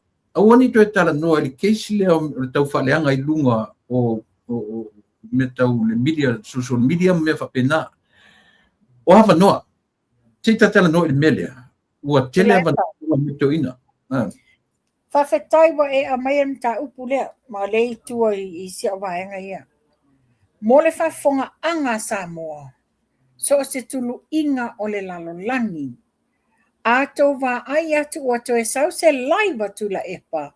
A mai ese tau whaleanga inga I la fionga le li pale mia, po o ai ono, po o ai lava sesi o le vaenga o kapeneta. Wha mole teu malu. Teu malu clips na. Ona e iai le taimi mana o mia, o I la whaelanga contempt of court. Ona ua manatu whatu la epa. Ai o ia I above the law. Ma whanua. Te tala no o le mana sauni si au tamana I Australia. Latu tawhia uma kilipia. Pa wale mea o le tuai mai o Samoa. Ai masa atu mea uma e lo te uma. Le winga lau tala. I nisi kilipi manisi mea fo after I le toe whaaton wina le polo inga le wa ave ia e whamsina le fia mai a kalasa. O nisi la mea coming after that, that's automatically a contempt of court. Because o lewa mai whaalua le warning ma le polo a inga. Aua ne i ona toe whaia ni tau whaaleanga, pe tau talaina le mata upu. I lunga sanga live, ai mai se tau ino swafa le fionga le li pale mia, ia e whapea fo ia ai ono. O le mana ia le tūlanga lena a mai ele. Le prosecutor le tūlai mo leo, ia le fionga ia mai ava tele Timothy Fesili. E a mai saoa ina ia fai ese ina ia modianga umanei. A la mele ye o le te ia le lo ia le o le misio.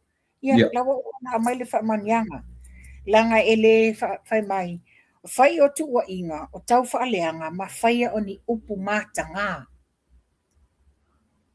O le isi mea ia nala ua abe se matama ita i talasa le ilona awai le case lea. Le ai, tau talangia talasa le case le va ma le fionga ia ai ono. Le case mai fo i le case ma le palemia. E fa se tua ngalula na te le handlinga le case le na. Le winga na lo tala.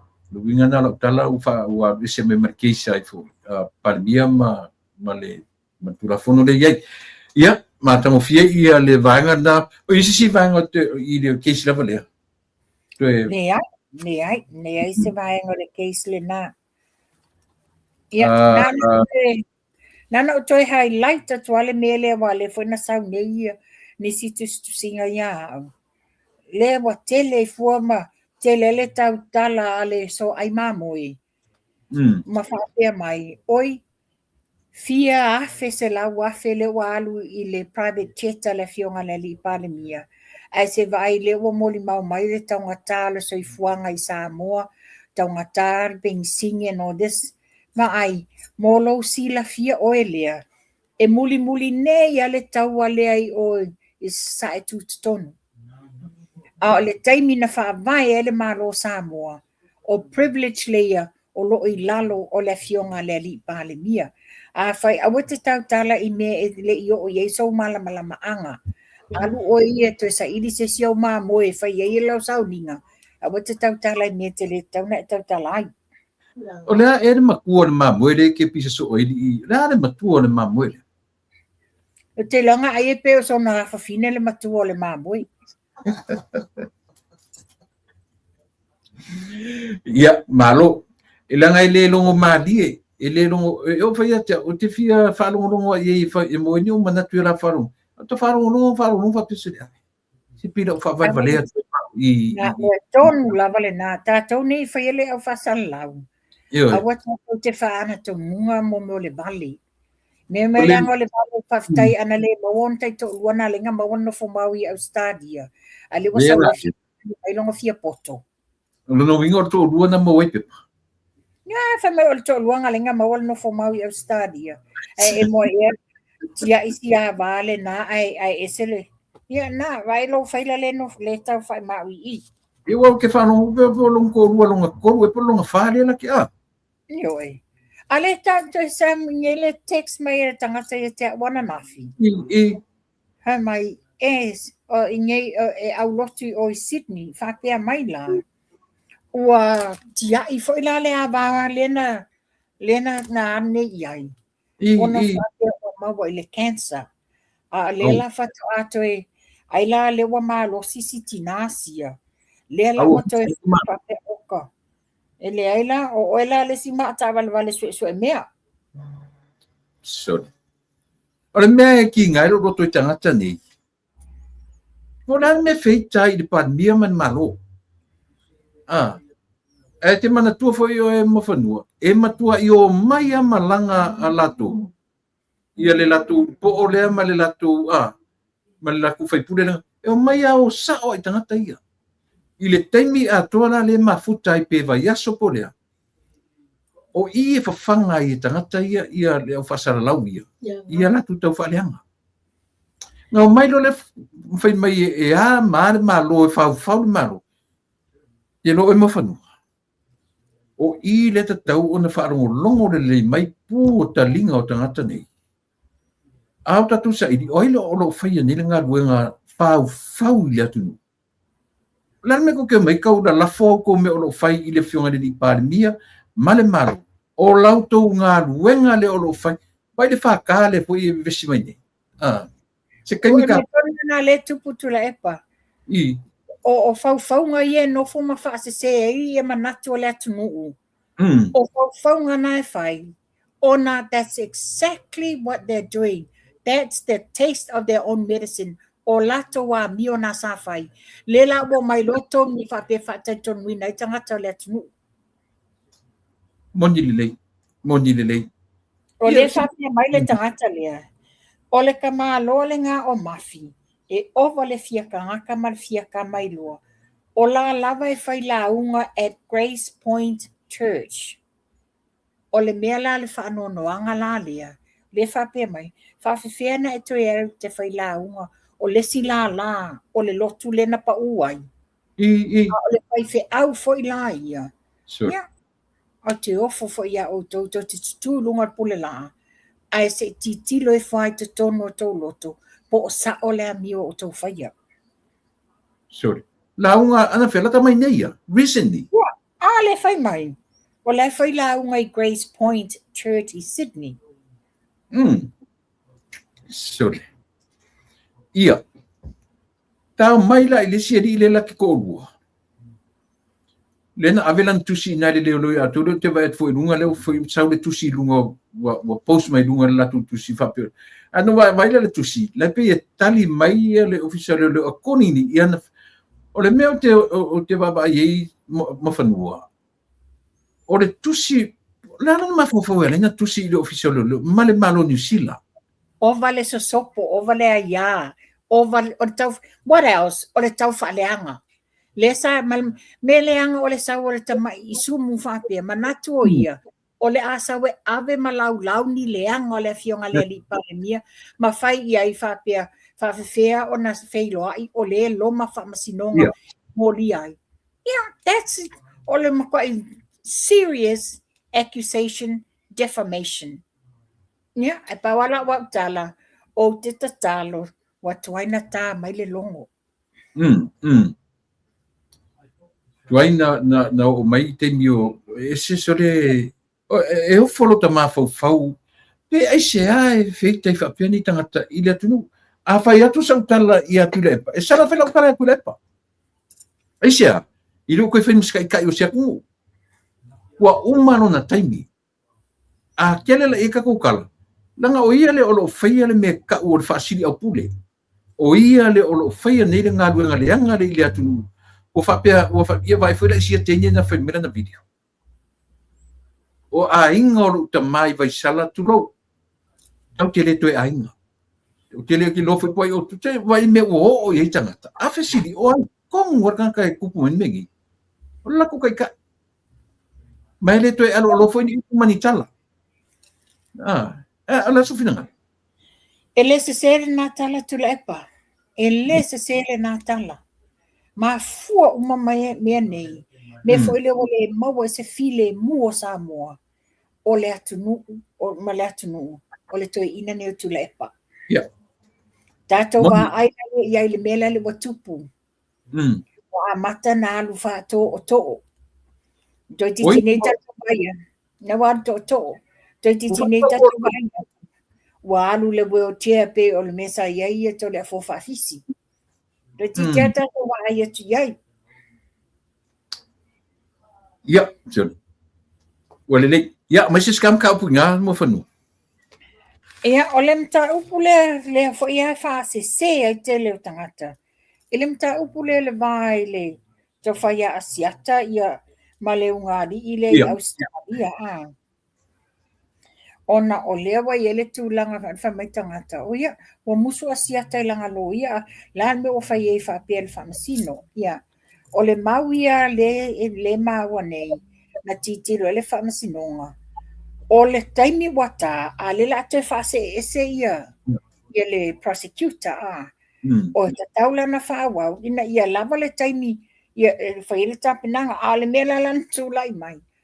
Ona o le tau mawhaila le o le misio, e whaile strike out motion ma le case lungali faafefena e alu e te apalai le strike out motion a e tau titilo i le mamafa o upu ma le gagana sa tau tatala i le lungali i lea e te gafatia le fai o ni upu faapea i sau tinā po o sau tamā ae ia le ala le aoga o laulo ia o tulaga na iai you know wa mai le tau faasesē lea ona le lango e tula epa ma le HRPP le ngari i le nei. A o le lala tau faasesē ina ia le mamalo le atunu. Whapea, ia mana ia le la fai le strike out. La me la strike out motion ai. A fai e whamaunia, o mai tuli fasalanga. Se vai ala e tula epa i langa laibo loa lena no fumtoi fai. Ia lea. So le ole se sea o portusi ole mea ole la awana e fafau ke koe kau. E ai se na tala. So se ia se kako karkaria le ngari la valea. Io. Ole fa awa winna le la tama ole la por kala me ele se kafe au yai. A se koe sila ole se va ai ele ole na ame il fa sai tu la fono. Le ala o le afoi le ala lo uma le atunu lo uma Samoa o le la tama o le la tala tula epa o fa o so songa foi e to ina lo tula epa o fa o so songa uma to ina le continue le kalangoa ngangu yo tamai titi a moso na tele lo se va ile anga nu le fai mai tala. O le sau ta matiti le na te lango inga i le tofilau len na la lafo upu le mafofau i le fionga le li palemia. Ma e lai loa ina. Ona le fao soso to ina amoso lea. Le winga na le tala mafunu. Ele le erka ku kapisa i mea. Le anga la le o piu fase tuanga ona o le tūlafonu. Ai fao so me to ina le ia maleseri nga ka profesa o fere ngole si profesa ngai wapi nga ola uanga interviewer ka mikikida. Al me sili na leanga. O tangata fai mai o kanga ka ola ua o profesa male afu male sa ole amet ka mikiki ke le lope nga isa o ngale ka mikiki pea. O te mi uma o te talia tuai initus tu singa mai lunga. O te fai no ina hey street kid anu are fai se me ai lo te mama lo tina. Ma anu le nanu lo tina na le teneo o shawa ma fire station. Alu ngi ole tala ho le mafanua. Se wa fesi umio nei mea. Fesi umio nei pau. Ma le pila so solo fa afia tu le mai o tangata na ratu te ia le atu. Ma avatu i ta maiti ele o malama ele i ai no ho ni ka makiki Samoa. Ai longa malama ka makiki le me ka o le tautua. Ai longa malama ai le o fa karangoa inga ka ka le ku ele i sole. Ai. E te iloa le to inga ta maititi i lana tautala o i matua i ela le iloa le ta maititi le mele o le vata puia e vai le whaingo tala ia e la lafo mai e sawe lango ia le awhatangata le na la lafo tala i oi i whasari le anga lua ia o ta maititi na te le ilo se pau a le o sa Ya, malo, fartai, mana yerta, ya, ole ta mai le tūlanga lea mawhanua, le o ta ria sanga te rupe, ta ria las whalaia tia nei. E toe, abela i lunga, le o ta lia, i lunga la o le tūlanga, o ta ria sanga, abe lunga le, ai le o mautino, e le o manino, o le whamtalanga lea ta mai tai o sua Helene. Ele o manino po le atonu le mata upu le mana o to rupe e ave i lunga le mata upu le. A le meta o le e na tatu e pa i fo iala i le mawhanua ta upu amigas e po le ta upu latina fo i le. A wala o sua Helene le o sa fai i o ia o le paanga a le whamasinonga. A le meta o lea ua nga i maru i atuale sa o le li i o to rupe. I le taria ina o lana whamasinonga e ave i lunga i le vaenga toi loilo. Nasi nga. O tulanga na wa le whapea mai o loo whesiringia e Helena a ia sua. Ia e mantua. Ole mele le watulai mai. Ona ole ai a tatau ato e lupe ua violated. Le na mafua ai. Le wam whaiena to e whaawau le case se e watu tutonu. Ia ole mela le tam whai to lupe. Ia ave lunga le Court of Appeal. Le toi ilo ina lana mata upu. Because he feels wa whaile whai unga ai le o mawhaina le peila o le tulanga le affidavit le na masalomia a. Waina tu sia ngai affidavit. Ai whaafewhea o na amaile affidavit ele mawhaina lui ina mawhesiringia whaafewhea. Wa tau na whesiringia le affidavit le tangata na tu sia le affidavit. Leo mai le so. O le mela le whesili. Was there a real person or was it a ghost one? Yeah, le ala ton wana le mana o mia ai. Ile toi ilo ma avele lunga le Court of Appeal. Ia ma le sila tulanga le watula i mai. O le wafisiringia foi. Wa tatauna e wa mana o mia ia se whaalili wina a interpreter ina ia whaalili o whapalangi ta. Ia tatauna tula epa. O le lalo langi te le o le a mai taua uma fo ili nei taua de manga nei whamasinonga. O te loa. Ai loa babe umar whamasinonga le. Mena tasi ia babe sui le Constitution. Ia babe adjust le Constitution. E whaila iai mea ia. Te lo de siname o le e tartalo. Ia. Ia sistam ta upu ina. Bole. E se mata upu ta ua le atula epa. Ona o le foi wa sa'i mai le a foi. Le ai moe na le ia ai mai se foi ia le mea mai lea. A mai se foi lata mai titi lea. Lata mai titi lea le te whai ngoinga o le street kid. O le mai tau watu, o tam titi le nei, tā lo whai. Watu mawala lo ina ia o tō. Ai mai se toi inoro tula epa. E te mita i o whai longa o au degree and all this. How about this? O le tau wō i le tamatiti sa iai o na mana o ngā whapitoa suicidal.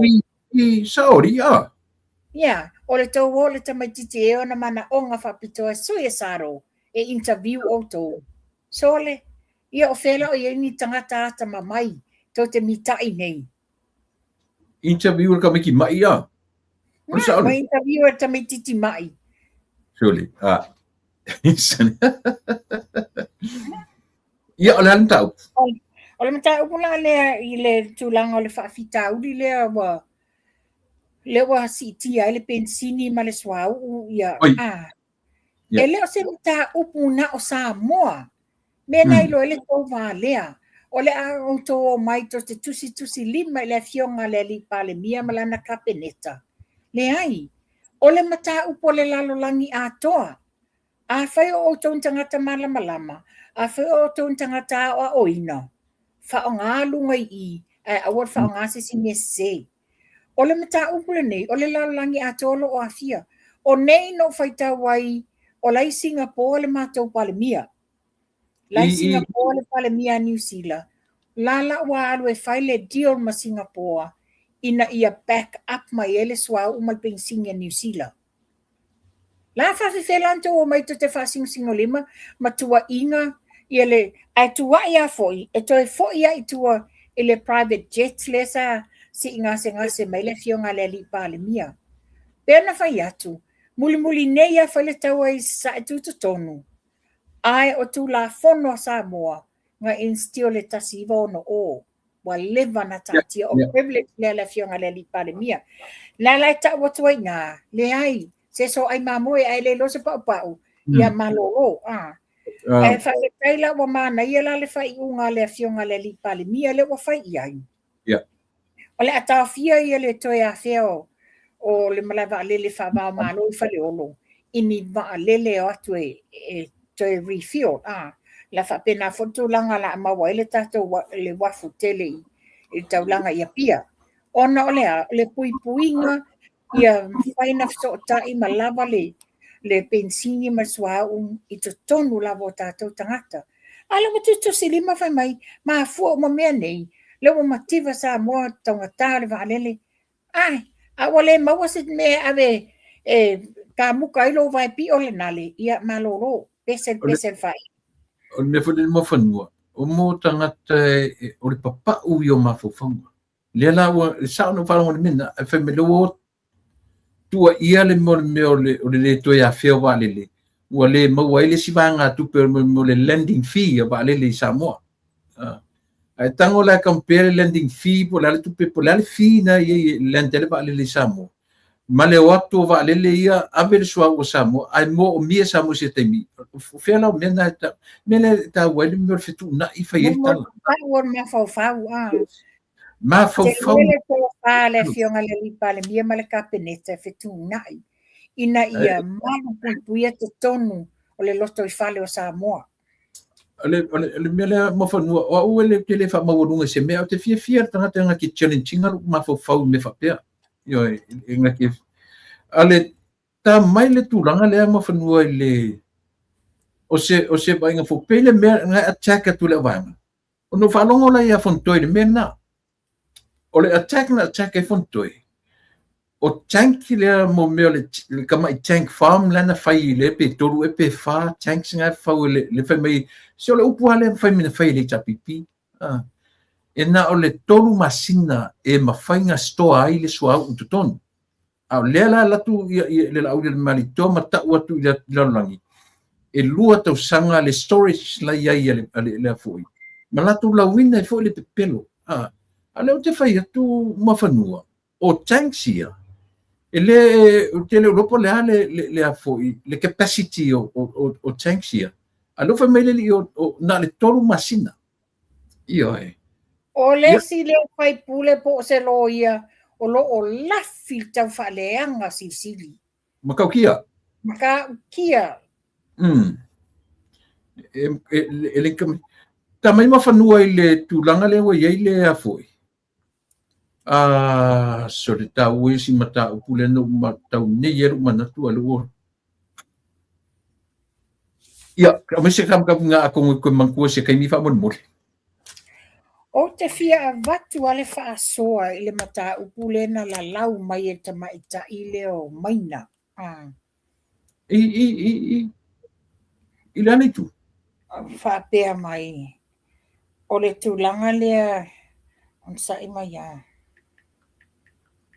oi tu e su ela le o mantua fa mon mole ma fa nua si na tu nga lu cha na bala mai tanga na po no ta ma fai le fa so ta I le to fai ali ma ta fa me po mo se me tu langa o le fa me fa ma baili o ma cyber crime le na to fiai so te o fa pele Peter fe un ala lo no o fatu la ida le ai la ke le lo se me so no va aura tam fai fa so ta I se fiong ele I mo se ma so ta inga na tau ma o se va ngan mena na e fal tangata na la fo mai le me te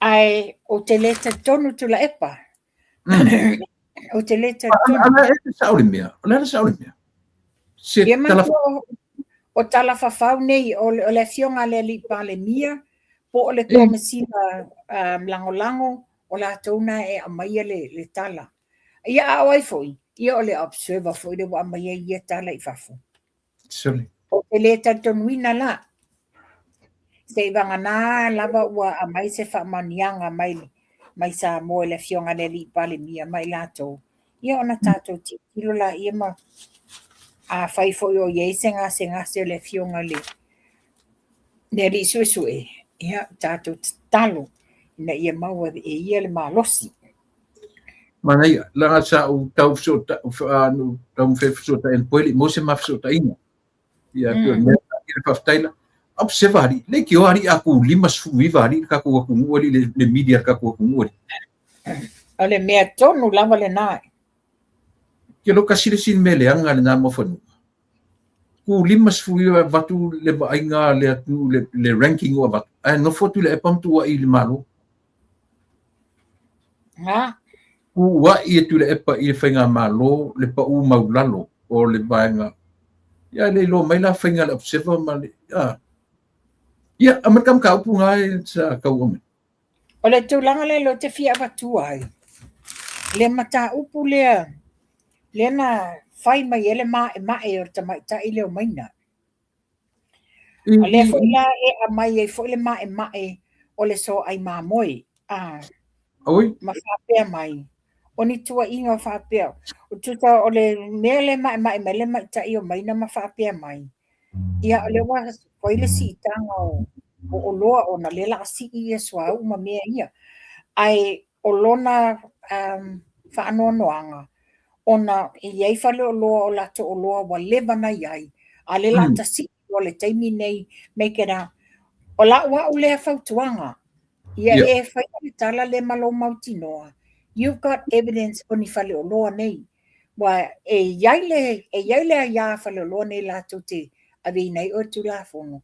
Onga, you know, have you got evidence wa e loa wa fia masina fia tau sanga talu na oka mai o loa ia a lela wasi i nei le taimile nei. Wa pe o le mele le ama iei nisi. Pa sa o nei wha amau maunga ma nei tala lato te au maia. Ona o le tau leanga i nai la lea o le au whai pisimisi ia se solo mua lava ma whaapea mai. Wa whai asina taunga tā o mea o fua whatoanga ma. A whai o lo wa e mativa na o ene te whainga nuenga wa le singa nuenga lo tōlua. Awa e te sau e mai e le wha se le atu nuu. La wha whina e wha se mai o le mole mau mai. Le tele o le mea mata i sa moa. O le to tele tangata tu risi ta whawhao le o atu whai mai. Oka e se le mana naia o le taungo o fia o mea i fua whato angam wha ene le anga le maketi. A le e se langa ia tala le ama i lunga. Ia le mena e maua iai. A whaila wa le ai asa o e tupe. Wana o ene te whainga luenga ele o ngese ngā luenga lo tōlua. Whamole. A wete sa we whaase sele ma malu o le atu nuu. Ma mai ia tala ma mato ai ova le taunga tā. Na sa waila ia le tūlanga lea. Le wa mai le mae. O le ai maa moe ia whapea fo le tā mai lele. A nga i whapea. O le ua whawhanga le malo. Le whainga malo le iai nei. Ia tangata sa moa i. Tulo le whawhonganga i muli pipi. Ma muli moa. E mana tua tula e pa. Aso ia le o te mantua ulai titi. That's my favorite. Favorite. Pea o na yo mātua i tutuila. Yeah. O mai a pusa i eila apa muli moa ia mai tutuila i vaitamina. That's the best. Ale wo mai ne se solo moelo me mativa elo ai longana e ai lele i sa moelo ainga. Ale wo e sa mai e fia filifili ma e sa whaaleanga mai ele atunu. Ne ai, o la e maua. Ia o le foi whapea mai la mai na oka. O le pau maa moele. Ia, mai na malau sila fia. Whato atu la i whainga malo lea. Lela ato le 5 tau sanga taluna. Bese fono toe le pau maa moe. O aina watua le pau maa moe. Na watu tula epa le pau maa moe sa whawhanga i le tunu. Je mole a mofon ni ke u se sele o tala. O le ale me ka urpa uma moe. Langa o ke le ilo o ke sa mo maua flappers foi e flapping ma moe ma me o le tai fai aso ma le a. Ma o la ena me ka skin o le pa uma moe pa u pe o le pa uma moe le ai isa. Le Tula epa. E pau le meno ui loa ia au. Ina ua o malanga isa mua le parota le na umanei a. Le na umanei tanga lentea. Sa mato wo ila mana yo nises whaatau le mato mea ai a. Na iei se whale ainga sa whaise la tau kuka o le siau meni ma le siau psui. Ai e mani ni fian, ia man tofo le mamoe a o nga tipin mamoe te le sau chunks o le mamoe tono le kale po ani me whai a. But o le mea lea, it's really thinly sliced i o le a. Okay. We, kay mga i efa mai mea ngai e ke lele pisal pa mamoe a ngai ke lele o ngal pa mamoe. Mamoe. Fasi mamoe la va.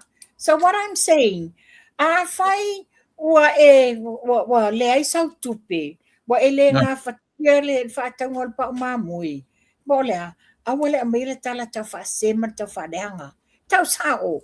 O oe wa mativa, o oe wa le se tupe, wa e resort e le fatau le eleni. Yeah, what's wrong with the eleni?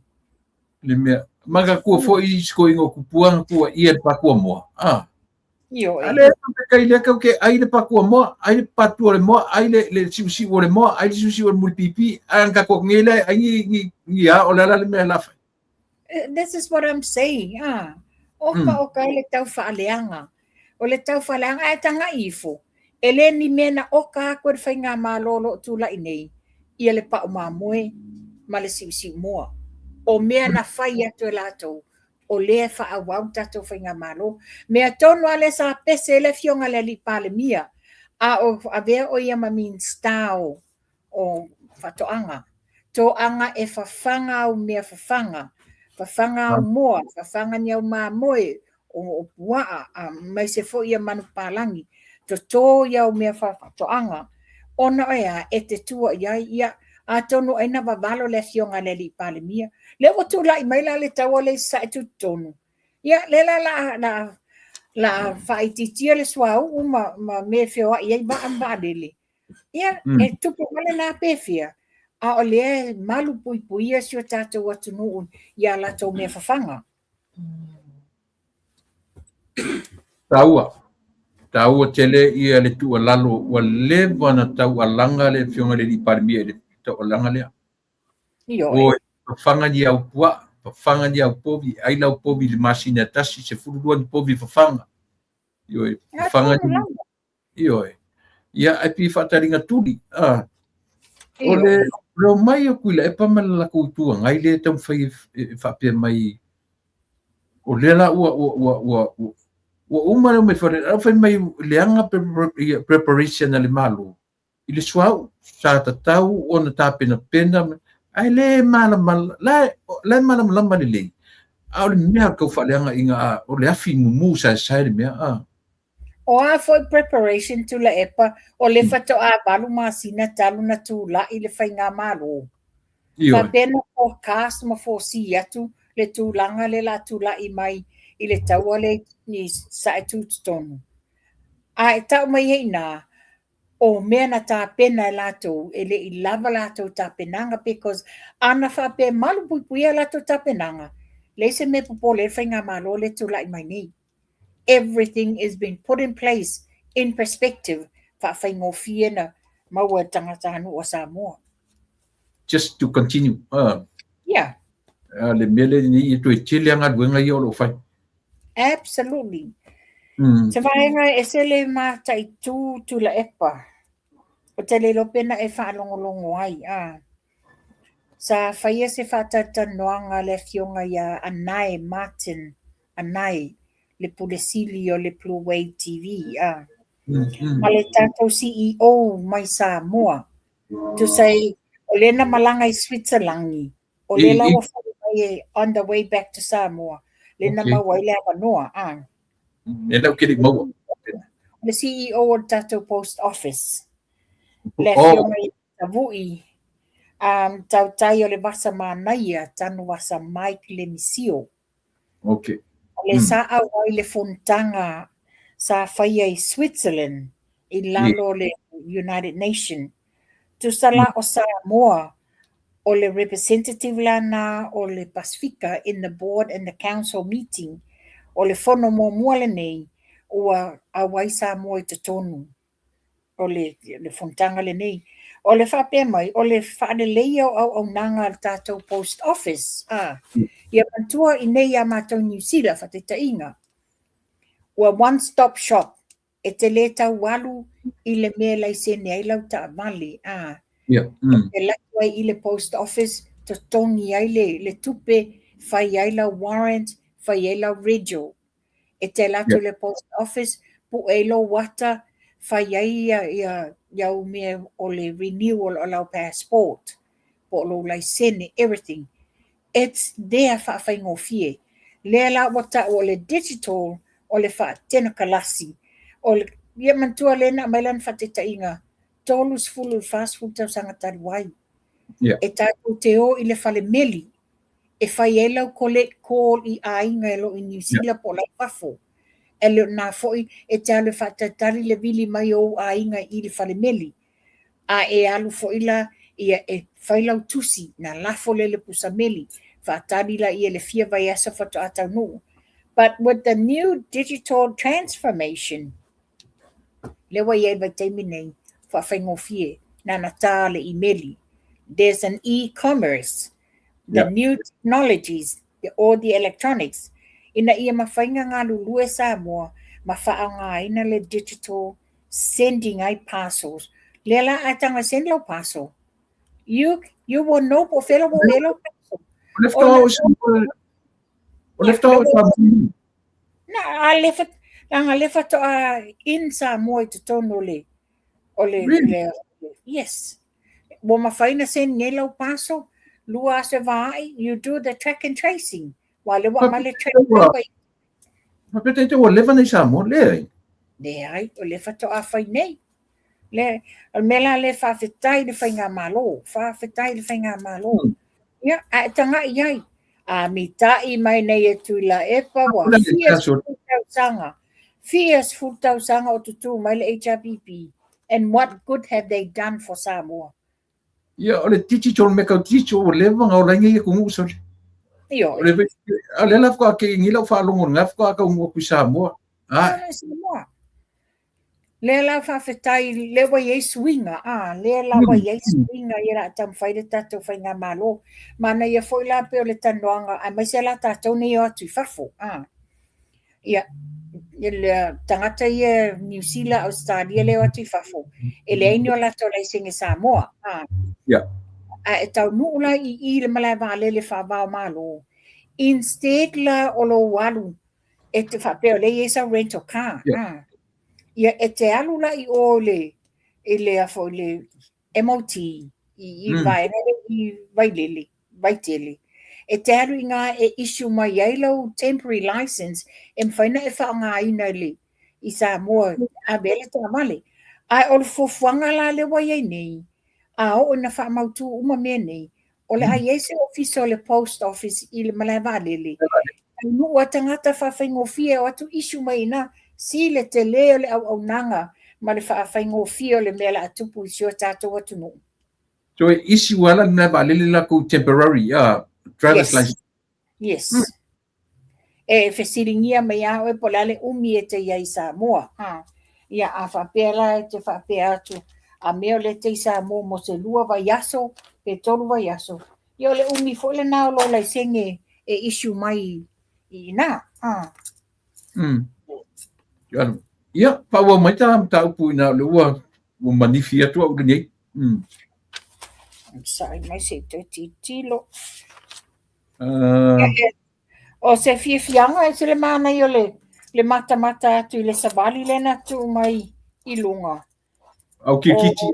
Au kirkiti lima se fulu. Na sau e mele au matunu. Io, e fia whalongo atu na ta me mele au matunu. O le mana ia sangi mai o tangata e mai lato te lango. Wa lewa na le to e whaia le nei whaanga tama. Ai o mai whakasia au a tamaru loa ma au tina. A tina i oe. Io. Ia wa te lono ko se tasio au sa ta ua fo ina vai taimi o te Samoa. O le au le ata mai ta i tau ngā mangono. O le mai. Io lei, Io e oka. Le teine le whanga na sa whaatea mai e ina ia manono. Ia i tanga manono. So le peur whaatea le tama. Ia. O se fianga le nā titi lota pere. Ta fia lui sa mo le fua. Ia, ma meo le atu ngā atu whalenga Samoa lau ua pio. Io e.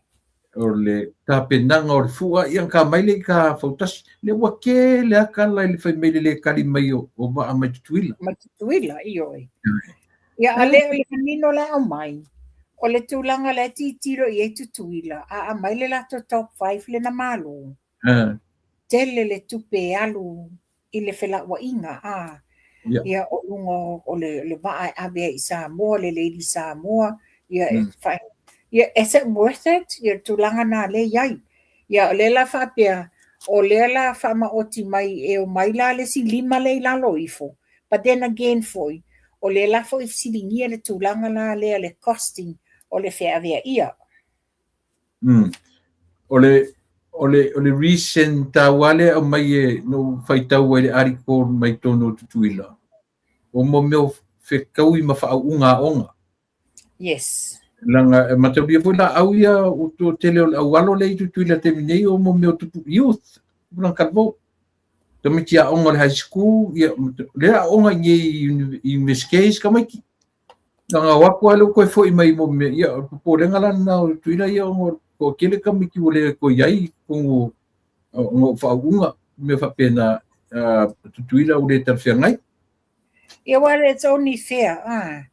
Or it's only fair wa le wa o to tele tupulanga le la to te whatautaia le whaangatama. Ia a whai o tūlanga nei o alo na whanau nei o lewa iei o lato whaunga. Ia e awer whamuamua le me tauna whamuamua. Oh. Ya, le whapea mai nisi o nau o whataranoa mai ni o nai si sere nā tala ne no fisira 20. Le no whatuala tala, te leta tonu. Le whaila e whai mai tangata. Na fesili e tama I tai o something whanene. Ai na whai nisi se whataranoanga ma le whionga le pari mia. Fesili e whaila fesili lea. Sorry, lese umalata por kalamina o le e matamata le pe whapea o nei na whai ele. Tala tula e pa, o te leta tonu. O te leta tonu. Whatever comes along on social media, if it doesn't come ma le fofonga le whionga le li pale mia, po o le kapeneta. I don't believe it. O ea umai tau whaasese, mo le tau whaaleanga, wa lei longa se me wheto lofi mai le telo ta mai tai whauie, nā tu te whaia le a mio lea. Malo, whaftai, ia ona o tātai mia, mai tam tā puto tui nā, ma mai tam tā puto muri, whamun mole, o le tūlanga, ia wa uma whai au tula epa. Ngā paua le tūlanga le iei o le wa whaamaunia mai le tūlanga le whamasinonga. Le peo le mele sa vevesi ai, mua le na tau le amatanga o le affidavit. Le la sa silingia e unasa. O ia o le loia asia. An affidavit o le preparation nga ale loia. Ia ale whamanino mai, e leo se affidavit was only a statement. O ia le saini ai, it's not, o le affidavit o le tusinga whaatautoina le ale loia. Ale la o manino, it's not an affidavit, it was a statement. Ia, o whaman mole mo, o e tau wharongo e o te talanoa nisi e tau sa ili tonu, wale o ke o kako whabarua kai whapea, kau ke lo mo ki ngoa kong wale ana ia mawhauwhaunga. O isi whai mina whasioti ia sia whikea, o isi whai mai e o na pure leola. Ia pe, e nisi tau whamtalanga o tue tau po ua ngata iroi. Pawala wa ufautonga tula epa. Taimi le nei, ona o le whato a pale atu le fionga I.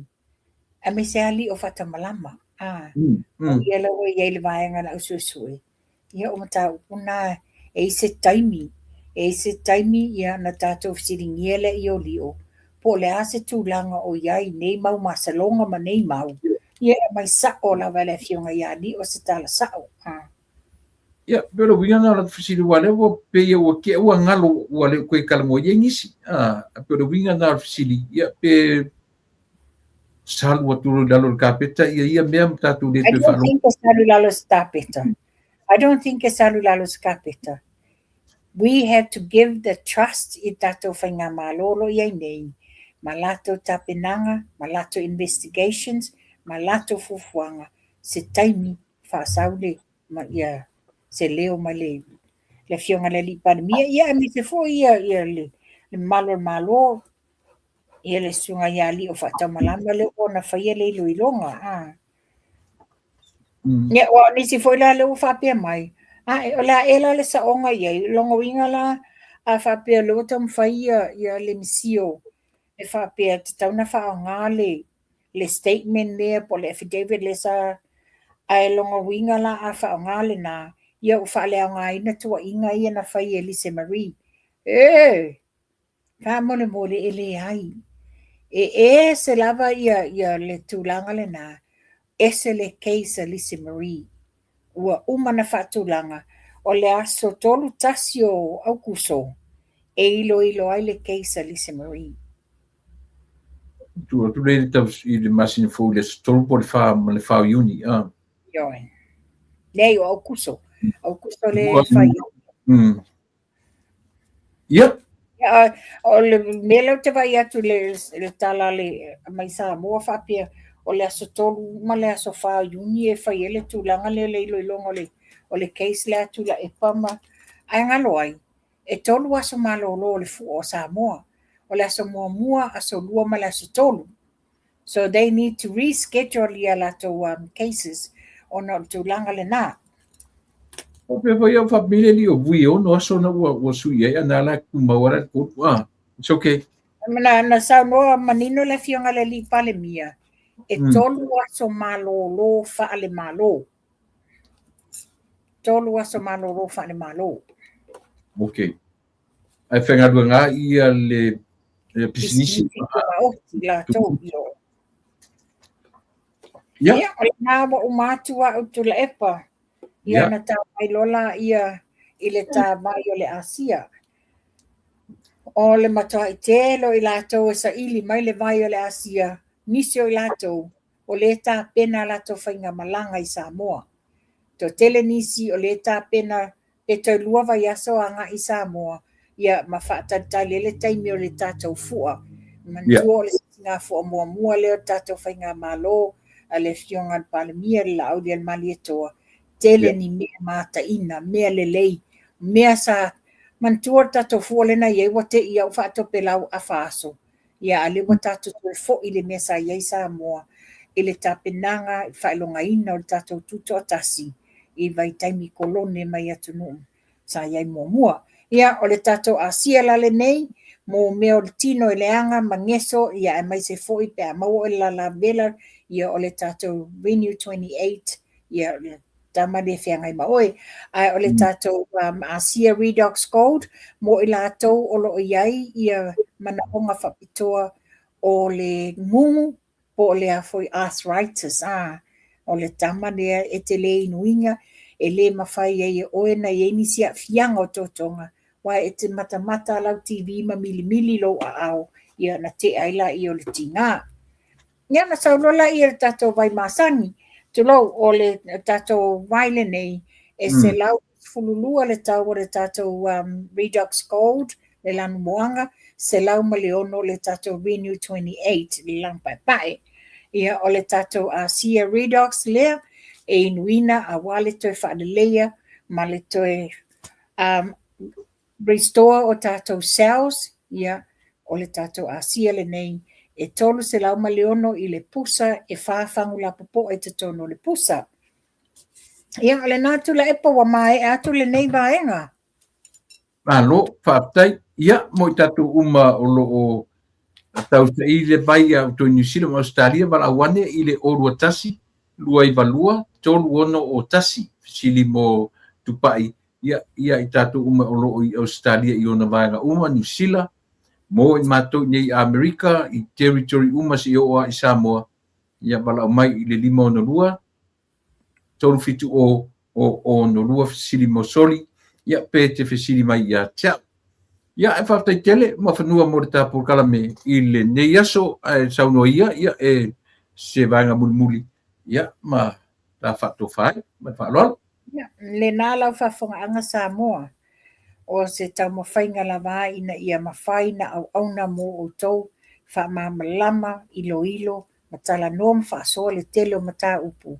Ia mata tau fo I le tūlanga lea o le tele o tau whaleanga, le abatu e mātou mea manino, a wāsi o tātou atunu, ai mai se ia, le manuia lau tele wasa sae te tono si o tātou atunu, a le lava o mai nisi e whaile tau whaleanga ma tau whase, ia toi whamanatu atu le tātou container talo le astona I nei, I le maota o le konsula, ia o le awha pefo nāna toi whaatau le tātou talo, ia I manisi o whale ainga, ia a whaifo wa ia se ngana wasala o te tonu, o tātou umo, o tātou whale le whalo le atua, ia whapea na maua e tātou le file mu, ia tono ainga ia ai mai se fo le mamalo le atunu mai se tatou whainga malo i Samoa.